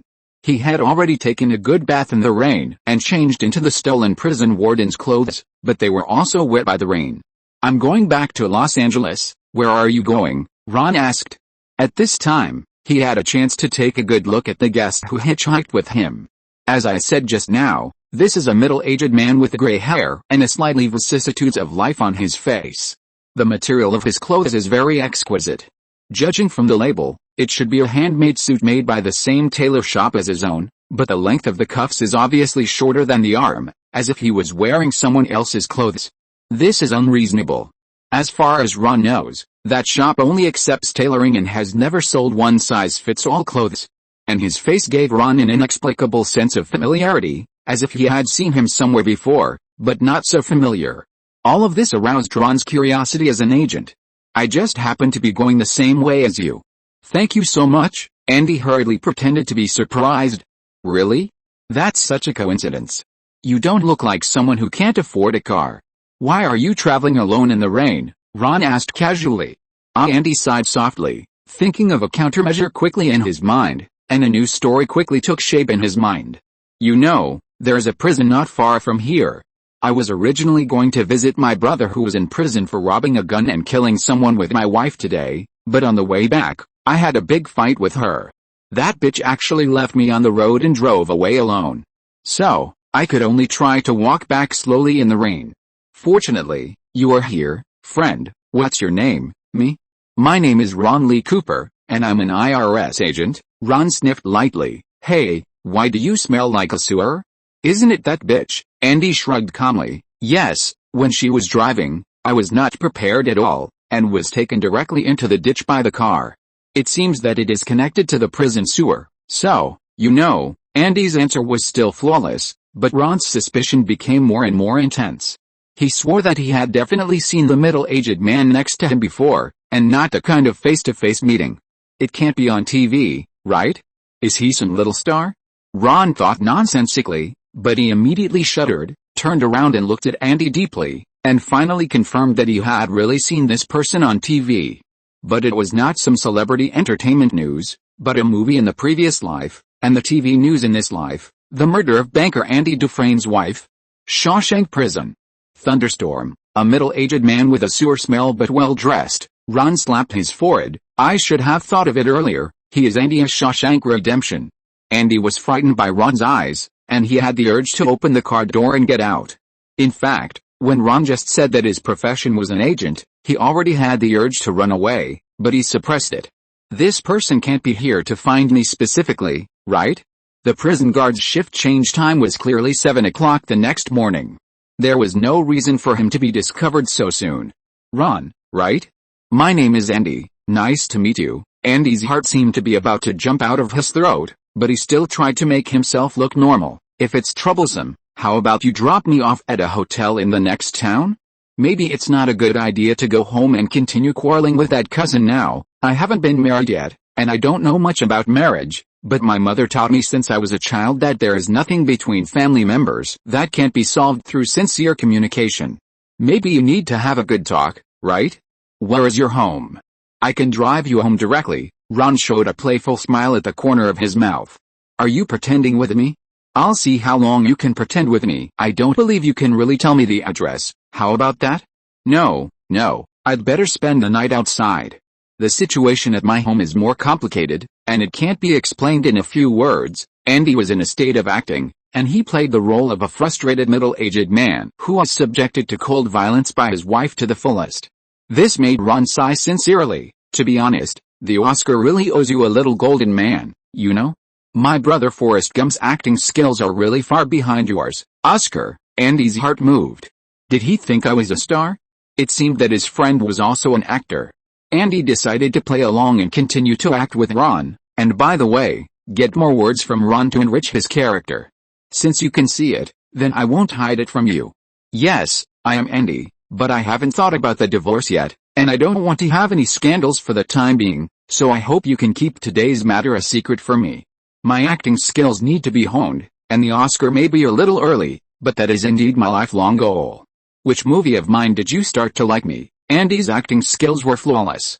He immediately completed the switch from a frustrated middle-aged man to a star who didn't want his private life to be exposed. If he wasn't driving, Ron would have wanted to applaud him. Ron smiled and said, "Of course it's your movie The Shawshank Redemption." Hearing the name Shawshank, Andy's heart trembled violently, but Ron didn't intend to let him go, and continued, "Do you remember that movie? It's about a banker who was cheated on by his wife and was sentenced to life imprisonment for killing his wife with a gun. Then he used his superb financial skills to win the trust of everyone in the prison, and finally found a chance to escape from prison. P.S. I ate something bad. I sat on the toilet for almost the whole afternoon today. Let me be lazy today, but I really thought about this plot for a long time. I hope you can vote for it if you like it. Thank you." If you're listening to this novel on a channel other than Fanfic World, it means they downloaded and uploaded it without effort. We cordially invite you to visit our channel, Mundo Fanfic Novelis. There you'll find the original version of this story, and you can explore many other novels of various genres. We're waiting for you to immerse yourself in a world of incredible novels. Chapter 22 Return to Los Angeles. Ron stared at Andy's face sharply, and Andy's calm expression completely disappeared, replaced by the fear of being exposed. He immediately took action, and quickly grabbed Ron's steering wheel with both hands. But just when he stretched out his hands halfway, Ron put his hand through his armpit, pressed on the back of his head, and slammed it hard on the console in front of the car. Bang! Andy's eyes were full of stars, but such a blow alone could never defeat Andy, who yearned for freedom. He struggled to stand up and planned to pounce on Ron again. Ron rolled his eyes helplessly and had to use force on his hands again. Bang! I've been in prison for 20 years. Bang! I was taken away from my hometown again. Bang. Now you want to take me back again. Bang. You are courting death. Ron said his lines in advance before Andy spoke again, and then pressed Andy's head again. Bang. Really? You are not Illidan. Who is Illidan? Andy's head was buzzing from being hit by Ron, and he heard Ron complaining in a daze. But before he could take action, a cold object pressed against Andy's temple, and Ron's mean voice rang out, in order to prevent any accidents, I have to remind you again that my profession is an agent, so I advise you to think twice before you act. Andy's mood fell to the bottom again. Was he going to be sent back after finally escaping? He was unwilling. Whether you believe it or not, I really didn't kill anyone. I was wrongly imprisoned. If you are willing to help me, you can even find the real murderer in another prison, Andy shouted. Although he had no hope, he still wanted to struggle, but something unexpected happened. Ron actually took the gun back. You can tell me his name, maybe I can go ask first. You believe me like this? Aren't you afraid that I am the kind of vicious gangster who is deceiving your trust? Andy widened his eyes in disbelief. Of course, Ron said jokingly, dragging out the last word for a long time. Before Andy was about to lose his patience, he continued, of course I don't believe it. All criminals will make excuses to get themselves out of the crime, and you are no different. But you are lucky. It just so happens that I need a financial expert to work for me now, so I am willing to help you investigate.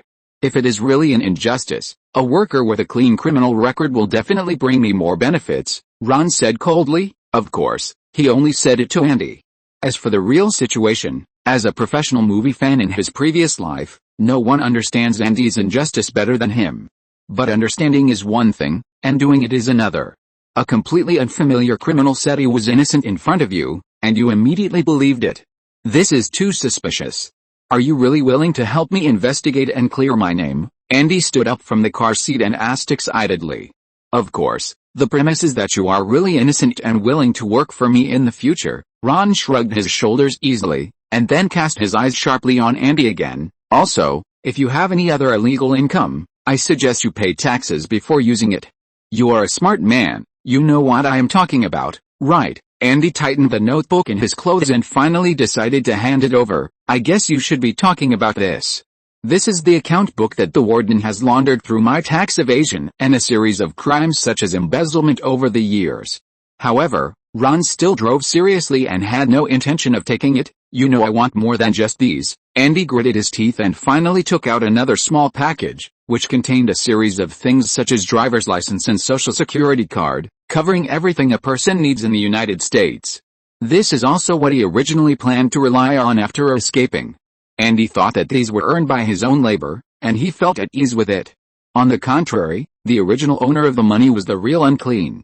Well, there is also this, a bank account opened by the warden under another person's identity, which contains all the illegal income he has earned over the years, a total of $395,400. After handing over the small package and leaving his fate completely in the hands of the other party, Andy seemed to have lost all his strength and fell limp in the chair, but there was nothing he could do about it. The situation was stronger than the person. When Ron pointed a gun at his head just now, he didn't even see Ron's action of drawing the gun. When he put the gun away, he took a closer look, but he also didn't see what Ron did clearly. The pistol seemed to disappear out of thin air, and the smart Andy immediately realized that this agent was really not someone he could deal with. Ron finally nodded in satisfaction, smiled evilly, but still did not take the things Andy handed over. Instead, he said, "That's right. Honesty is the foundation for two strangers to build friendship. Don't worry, I won't take these things from you. Instead, I want you to reorganize this account. I will take back the part of tax evasion on behalf of the IRS, and the remaining money obtained from corruption, after deducting the fine, will be your personal income." "Right, Mr. Alonzo Joe." Ron finally reread the fake name on the driver's license that Andy took out. "Andy, the stage name you gave yourself is really average. It's better to continue using your real name. The premise is that I find evidence that you are really innocent. I don't want to hire a real murderer by my side." Andy was speechless. "Do you think I gave this crappy name to myself? Isn't it the old bastard warden? So where are you going to lock me up?" "Where?" Ron asked in surprise. "Of course not. I'm going to temporarily place you at my friend's house. The apartment I'm renting now can't accommodate any extra people." As he said that, Ron threw the things back to Andy, Take your things. If you don't want to believe me, you can always take your little package and escape to any place you want, just as you planned at the beginning. Andy finally let down his guard temporarily. Anyway, he had nowhere else to go. It's not impossible to trust Ron first. At least, he didn't send him back to prison directly, right? As for the option of escaping, after seeing Ron's amazing gun drawing skills, Andy gave up the idea. It would only take a few minutes for the other party to kill him. Ron certainly had his own plans. On the one hand, he wanted to help Andy to satisfy his love for this character. On the other hand, Ron also wanted to try what kind of skills he could get from Andy after gaining his recognition. Helping others and repaying others are sometimes not contradictory. This is a friend of mine, Andy. I want to ask you to take him in for a few days, okay? Ron parked the car at an intersection not far from Toretto's house, and called Toretto out. It would be best if you could take him to take a shower first, and then give him some of your clothes. My God, his outfit is totally out of place here. Your outfit is also out of place here. He doesn't belong here. Why don't you take him back? Toretto nodded his bald head helplessly. Ron and Andy were wearing well-made suits, while Toretto was still wearing a tight vest, forming a strong contrast between the three. Of course it's to protect witnesses. You don't really think that our IRS safe house is really foolproof, right? If I leave him here, at least I won't see a pile of bones when I come back after finishing my work, right? Ron said as a matter of course. The warden of Shawshank prison is a man who is good at manipulating people, otherwise he would not have been able to make money by creating special prisoner areas like high-end apartments. If he did not have some great backers behind him, he would not dare to do so even if he had the courage. After all, no matter how powerful a big boss is now, he cannot guarantee that he will not go to jail one day. The existence of such a place can at least guarantee that his life after going in will not be too miserable. Therefore, with the tacit consent of many forces, this strange prison exists like this. Even the IRS to which Ron belongs is one of his backers, because it is often necessary to send some prisoners who have committed crimes but have been promised to be protected by the IRS because they pay taxes on time to Shawshank, such as Mr. Channing. Therefore, the warden has a close relationship with some people in the IRS. It is not impossible for the warden to kill Andy in the safe house through some other agents. After all, no one knows better than Ron that when an agent wants to kill someone, he has countless ways. But he shouldn't evade taxes, which would touch the bottom line of the IRS. Moreover, from Andy's account book, the warden's income is only a small part of all the income, so where did the big money go? Ron even read a special taste from the list of prisoners in the special prison. This prison can be linked to the drug case he is investigating. Among the prisoners in this special prison, except for those illegal businessmen who pay taxes to the IRS to protect themselves, almost half of them are drug criminals, and from what Channing and Andy said, these people knew each other before they were put in prison. Ron felt that there must be a bigger story here. Street drug dealers, gangs, senior chemists, and unscrupulous politicians are intertwined because of the interests of drugs, forming a drug network covering the whole country. Even the shadow of an intelligence agency whose funding is completely unregulated is indispensable, CIA. Only such a powerful intelligence agency has the ability to bring these seemingly unrelated people together. Toretto, Ron, you've caused me another problem. Don't worry, no one will know about this problem for the time being. Ron comforted, when I come back from China, I will take this problem away from you. Andy looked at Toretto, then at Ron, and finally chose to listen to Ron and follow Toretto. Before leaving, Andy put the account book in Ron's hand. Here you go, Andy, didn't I tell you? Just keep these things with you for the time being. Ron smiled and didn't take it. I think it's safer to keep this thing in your hands, Andy said with lingering fear. He was frightened by the gas that Ron mentioned in the car. At least when someone catches me and finds that the account book is not in my hands, I can at least survive for a while, enough for you to save me. Andy began to feel lucky that he met Ron. If he fled overseas according to his plan, he would probably not be able to escape the pursuit of the CIA. There were too many things involved. Ron laughed. Don't worry, you have the best driver in the world by your side. No one can catch you. P.S. If I wrote something that makes you uncomfortable, please comment and tell me instead of leaving silently. Thank you. Chapter 23 Chinese Restaurants in Koreatown. When Ron returned to Los Angeles, it was already late at night. When Ron was worrying about what to eat in the evening, his cell phone rang. It was Howard's extremely obscene voice that was connected. "Ron, are you back? Just came back." "What's up, Howard?" Ron asked. "Do you still remember the special Chinese restaurant you mentioned this morning?" Howard's voice was a bit noisy. Ron even heard Rajesh's urging voice. "It's the restaurant that can make aphrodisiac food. Can you take us there?" "You promised." 30 minutes later, Ron and the excited Howard and Rajesh sat in a slightly shabby Chinese restaurant in Chinatown. The sign outside only said Liu Ji. It was a Chinese restaurant that mainly served Chinese barbecue. In addition, except for Ron and the other two, all the people in the restaurant were yellow. As soon as he entered the door, Howard couldn't wait to greet the waiter in Chinese. "Please give us General Tso's chicken and the aphrodisiac food." "Thank you. What do you want?" "Why General Tso's chicken?" "That's just to fool you foreigners," Ron said, speaking Chinese more fluently than Howard, and even with a very authentic Northeast China accent. "Brother, don't listen to him. First, give me 3 big kidneys, roast them thoroughly, use more cumin and less spicy, these foreigners can't eat our stuff, then give me 20 skewers of lamb, roast leeks, and lamb whip, anyway, these 2 foreigners will pay for it." The waiter opened his mouth in shock at Ron's Chinese. "What do you mean these foreigners can't eat it? Is it really okay for you, a typical white person, to say this? Aren't you also a foreigner?" "Oh my God, Ron, you can speak Chinese. This is the most difficult language I have ever learned," Howard said in surprise. Ron shrugged proudly. "Of course, it's not difficult, is it? In fact, I majored in Chinese in college, and got straight A's. A person who was Chinese in his previous life is studying Chinese in a U.S. university. Is this definitely not cheating?" Ron held the waiter's chin with one hand and helped him close his mouth. "Hurry up, men, we want the fattest kidneys, the kind that sizzles with oil." As he spoke, Ron stood up and whispered a few words in the waiter's ear, then licked his lips with great nostalgia. God knows how hard it is for a Chinese soul to live in this country in an American body.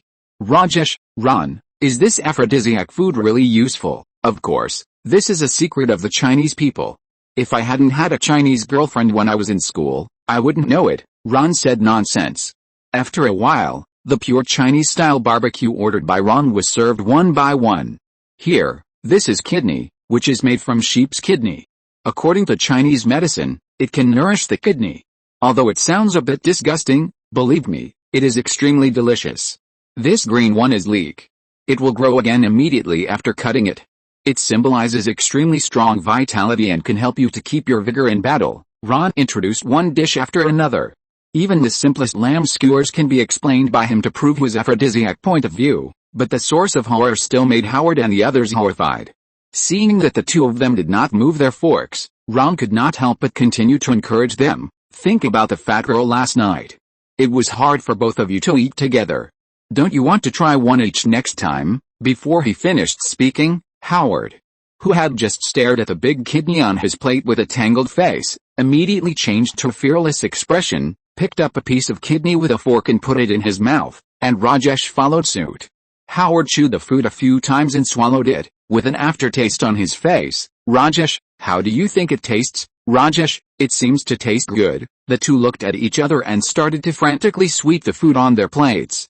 Ron took in their movements and expressions, took a bite of the mutton skewer calmly, and then took a big gulp of beer. "I don't believe that your little food culture can resist the charm of Chinese cuisine that has been passed down for thousands of years."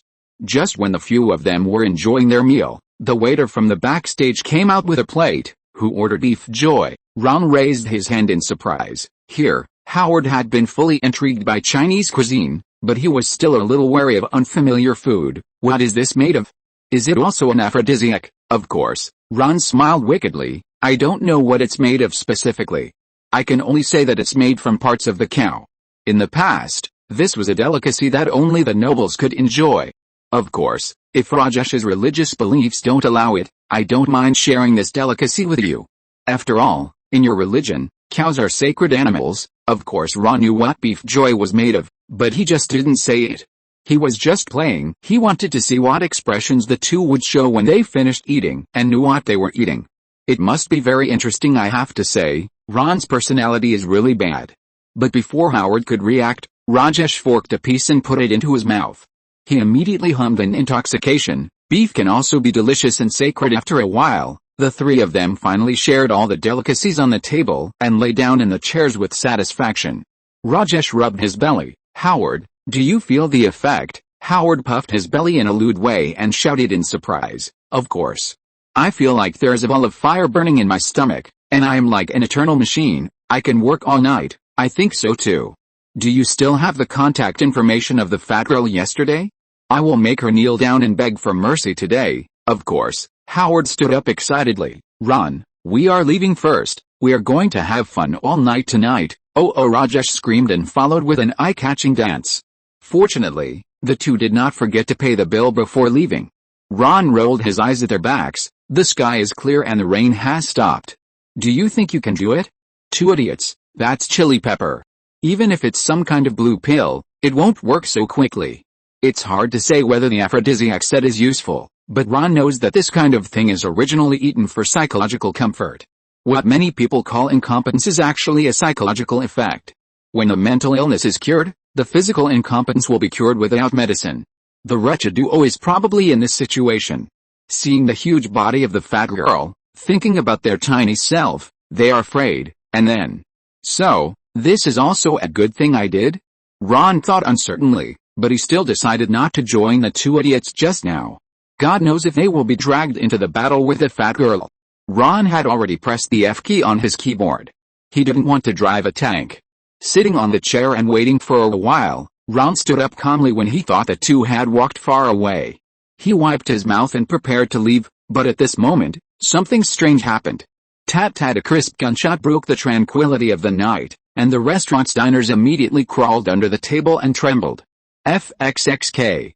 It's a submachine gun. Ron immediately took out his gun and rushed out, but when he just walked to the door, there was another bang explosion at the place where the gunshot just sounded. It was the direction of Koreatown not far away. What a coincidence, it was also the direction Howard and Rajesh went home. Could it be them? Ron was very anxious. With his rich experience, he immediately judged that this was not a robbery. What a joke, robbing two weak chickens with no fighting power. Why would you need to use a submachine gun? But who would make things difficult for them? In an instant, Ron thought of countless possibilities. Could it be that Rajesh's family background was exposed and he was targeted by someone? Ron quickly got into the car as fast as possible, started the car, and drove towards the explosion. He didn't want anything to happen to the two people who had just had dinner with him.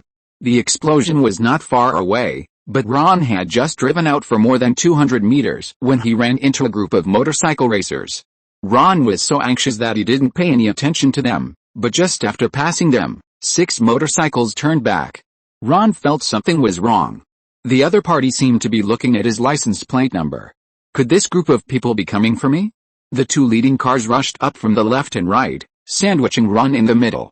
The people in the back seat suddenly stood up, quickly displayed their weapons, and fired at his car. FXXK. Use a submachine gun. The same weapon as the gunshot just now. Coming for me?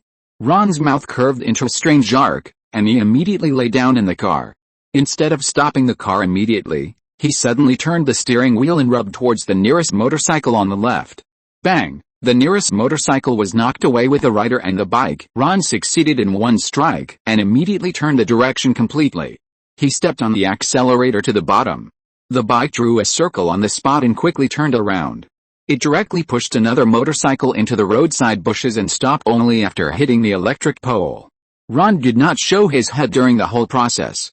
Bang! The motorcyclist was hit by the car and hit the electric pole. He was bleeding and dying.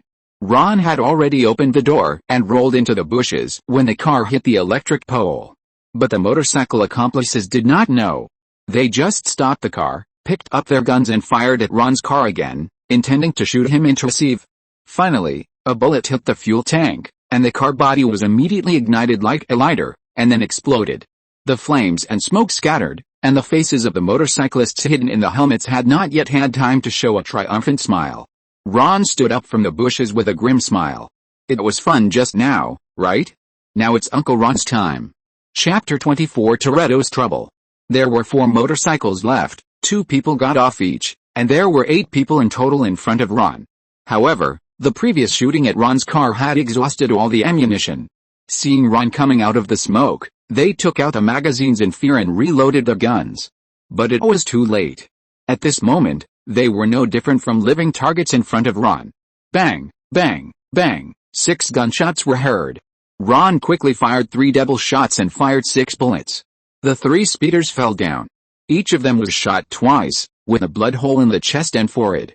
There was no chance of survival. Double tap, is a shooting technique used by special operations personnel of the military and police around the world. By hitting the same target twice in a row, the opponent can quickly lose combat effectiveness. The first shot attacks the target's largest torso to ensure a hit, and the second shot shoots the head and heart to ensure a kill. The racer shouted something in a language that Rob couldn't understand, but it didn't stop him from knowing that it was Korean. Ron couldn't help but sneer in his heart. It turned out to be a dead Korean. He finally finished reloading and pointed the gun at Ron again. But Ron had already taken the opportunity to fire just now and walked in front of one of the racers. He directly held the racer's gun hand and ducked into his arms. He was concerned about his companions and didn't fire immediately. But the racer pulled the trigger in a panic, but was swept by Ron's powerful force and shot all his companions to the ground. Caw with 2 crisp sounds, Uzi's bullets were finally all used up, and Ron was no longer polite. He used his shoulder to knock the last racer who was still standing to the ground, and without looking back, he shot the racer twice. It's a long story, but from Ron rolling off the cart to solving all the enemies, it took no more than a minute. Mercy, please, let me go. Among the companions who were swept down by the speeders, there was still one who was not dead. He kept shouting for mercy and slowly retreated on the ground. His eyes were full of fear when he looked at Ron who was approaching. With this little ability, you dare to come out and learn to be a killer? You are really a stick who overestimates your own abilities. Ron sighed, and then stepped on the leg of the speeder who was shot by his companion's submachine gun with a playful look on his face. Tell me, who ordered you to kill me? If your answer satisfies me, maybe I can let you go. The speeder screamed as his already injured leg was injured again. When Ron asked this question, he had already calculated countless possibilities in his mind, such as Andy's incident was exposed, the forces behind the warden took action to take back the account book, or the drug organization he was investigating realized that he was being targeted and sent someone to cause trouble for him, etc. There are so many people who want him dead, and he is still alive and well. But to be honest, this group of people is really the worst killers he has ever seen. Ron has never encountered such a low-level assassination. Everything is as low-level as a fight between low-level street gangs. It looks like a spur-of-the-moment action. Look at how bad they are. When the 2 motorcycles came to double team at the beginning, one of them was directly knocked away. The 2 people on the car hit the wall. And their heads were like broken watermelons, with red and white blood all over the ground. Then the car hit one person to death, and he shot and killed 3 people. The rest of the unlucky people all died at the gunpoint of their companions. Ron even felt that if he found the keyboard warriors in China and randomly arranged a strategy for them, they would not lose so badly. It was Johnny. It was Johnny who recognized your car. He said you were Toretto's man and wanted to kill you to teach Toretto a lesson. It was all his idea. Please don't kill me, please, the speeding car gang pleaded, but Ron was unmoved. Johnny. Ron was full of confusion. Who is Johnny? He didn't remember that he had ever provoked a person named Johnny. Of course, it could also be that he had provoked too many people and didn't remember. It's the one you killed at the beginning. The racer pointed to the corpse that was pushed against the electric pole by Ron's gun. Ron even saw him move. It's really troublesome. The doctor has to work hard to save him. I'd better help him, Ron said, raising his hand and firing another shot. Bang! Johnny's head had a bloody hole, and finally he didn't have to waste medical resources. In the eyes of the racer, this move was like a demon from hell. The racer, who was still crying and wailing, immediately shut his mouth, fearing that he would be too troublesome and killed. Ron looked at the racer's terrified expression with satisfaction. After being shot by this move, it's time for everyone to tell the truth now. So, you are not sent by drug dealers or someone else? Are you going to kill me to teach Toretto a lesson? If you have a conflict with him, go to him. Why kill me? Ron felt angry. We just blew up Toretto's car, but Johnny said that this is not enough, and he wants to kill one of his men. At this point, even the stupid racer would react. How could a guy with such skills be Toretto's men? Ron did not dwell on the problem of his men, but became interested and continued to ask, so, what happened between you and Toretto? Are you willing to tell me? Of course, if you don't want to tell me, I will definitely not force you, and I will also give you a gift. How about it? Am I a very polite person? As he said, Ron's Glock pistol was pointed at the racer's head again, scaring the latter into cold sweat. The content of the gift was self-evident. In order to survive, the racer immediately spilled all the beans he knew. Toretto owed Johnny a sum of money and promised to repay it with goods, but it has been half a month since the last delivery, and the last batch of goods has not been seen yet. After all this time, it was still Toretto who caused the trouble. Ron rubbed his brows with a headache, and the memories of his previous life came to his mind. He remembered his plot. However, after the race, Toretto and O'Connor were kidnapped by Asian gangs to replace with a statue of Confucius. When watching the movie, Ron thought it was Chinatown and those people were Chinese. Now it seems that Toretto has actually been trading with the Koreans. Therefore, the Asian guy who was later reported by O'Connor and had many TV cameras at home was not innocent, but was really doing illegal transactions with Toretto. The only difference is that Toretto's gang is responsible for the work, while this Asian gang, or more accurately, the Korean gang, is responsible for selling the stolen goods.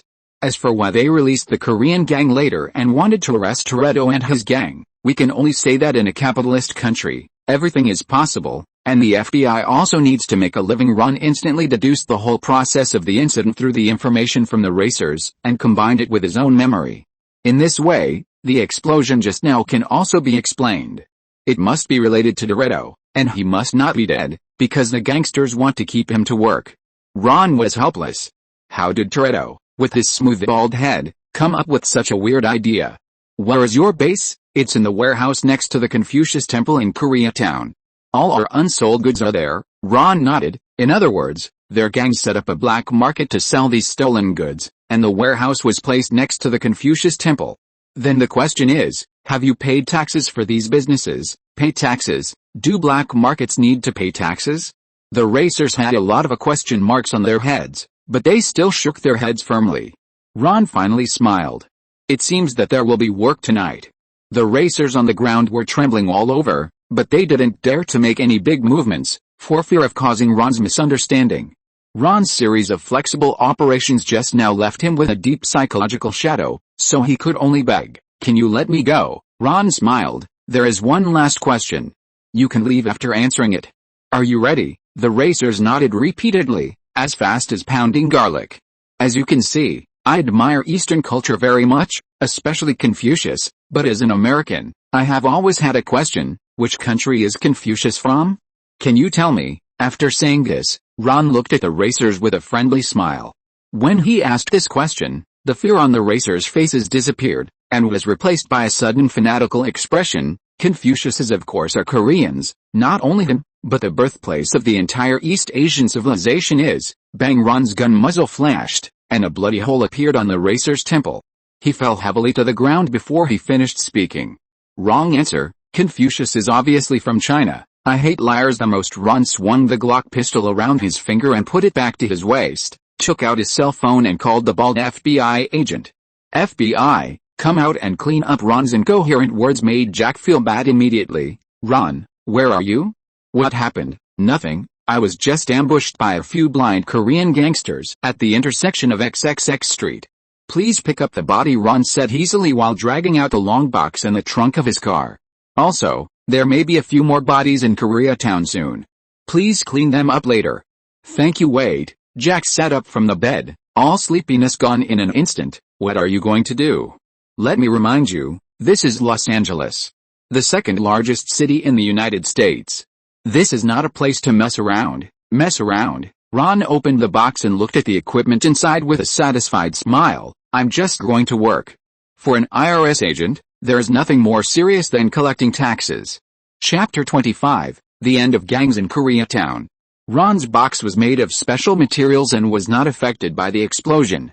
Ron put his Glock pistol and holster back into the empty slot on the box, then took out a holster with a revolver and fixed it to his belt with a solemn look. Swish! Ron quickly drew his gun, then retracted it, and drew it again. He repeated this 3 times, and finally rubbed the revolver in his palm with satisfaction, like a fetishist. If a familiar professional gunman saw Ron's movements, he would be surprised to find that Ron's drawing speed was twice as fast as when he used the Glock. What surprised the professional gunman even more was the revolver in Ron's hand, Smith & Wesson M500 revolver in the pistol. One of the most famous pistols, and its fame comes from its large caliber.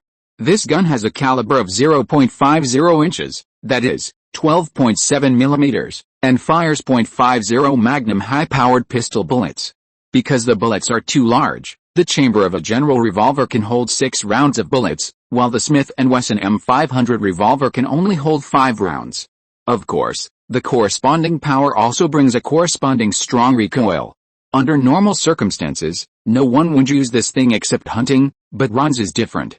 It is the only legendary weapon recognized by the system that he has obtained in more than 20 years.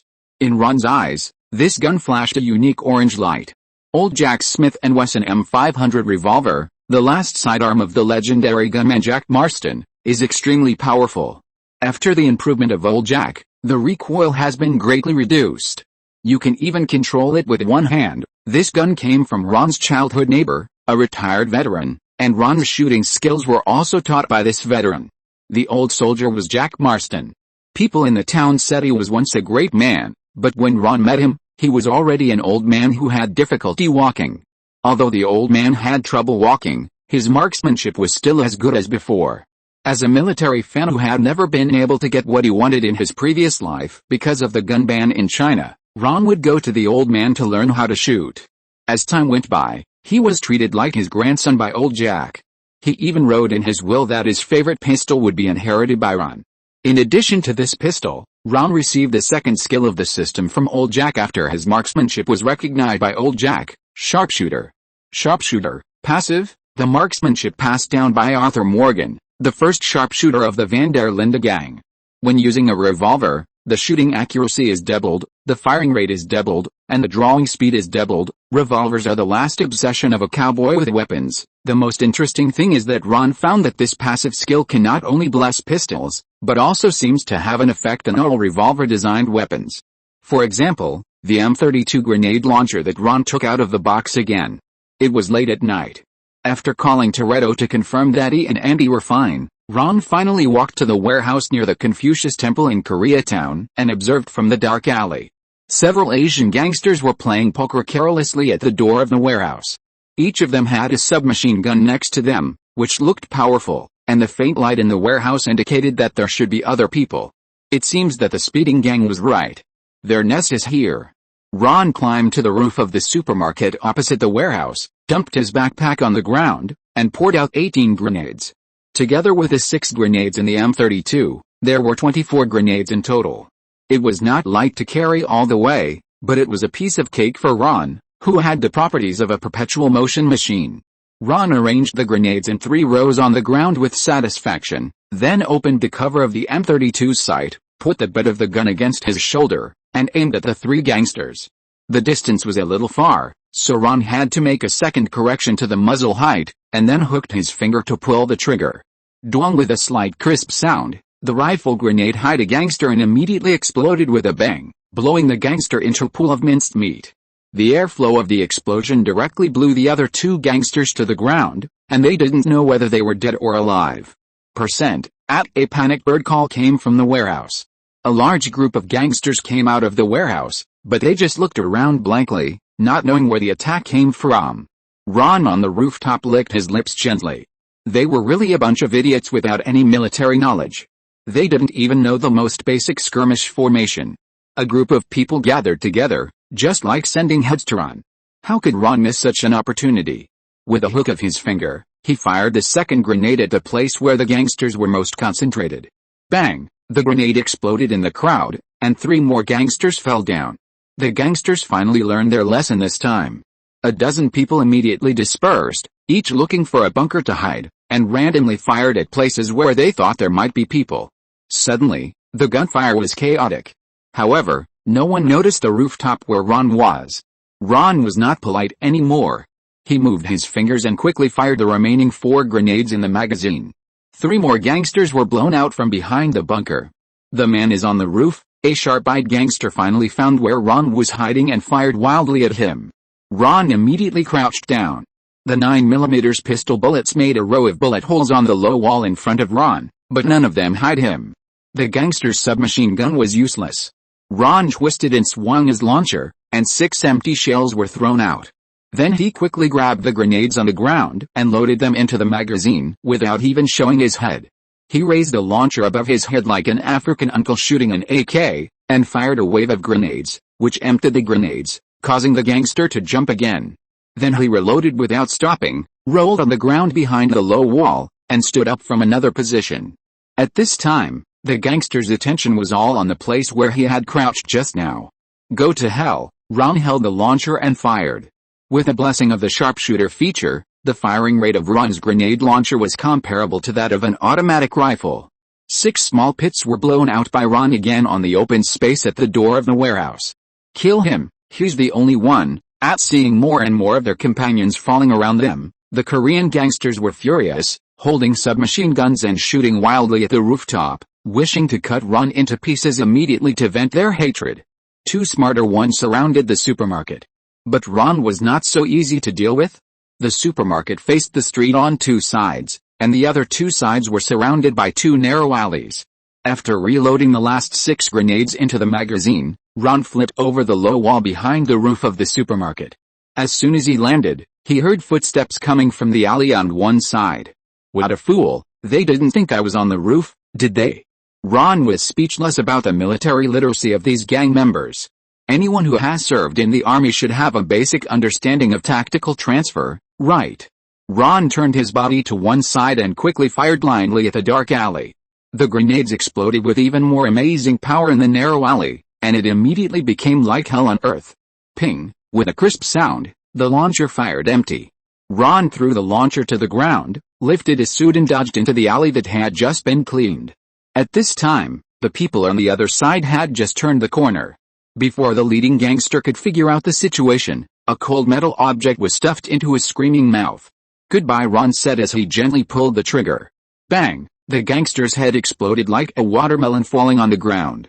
The bullet shot into the second person's head with the same power, turning it into a rotten watermelon. This is the power of the 12.7mm bullet. Unlike a gun like Glock that requires shooting skills, using this high-powered pistol is not that troublesome. You just need to shoot it. There's basically no need to shoot again. Sometimes the penetration of the bullet can even give you a buy one get one free surprise.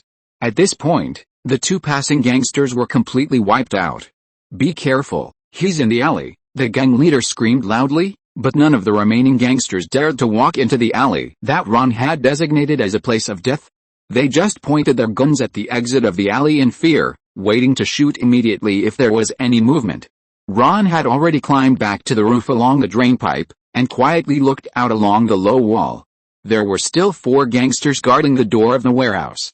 Ron thought about it, and for safety reasons, he threw out the magazine and added another bullet. Then he stuffed a brick into his backpack and threw it into the alley. There was a puff sound like someone falling to the ground. As expected, the gangsters immediately nervously tat-tat shot at the alley. Ron silently memorized the positions of each gangster, then suddenly stood up, kicked off the low wall and jumped down, and shouted, "Noon has arrived." Ron kept aiming in the air, quickly locked on the 4 targets, and fired in turn. Bang! Bang! Bang! Bang! With each gunshot, a gangster's head exploded. In the end, the heads of the 4 gangsters turned into bursting watermelons. Only 4 headless bodies fell to the ground, and the warehouse returned to peace.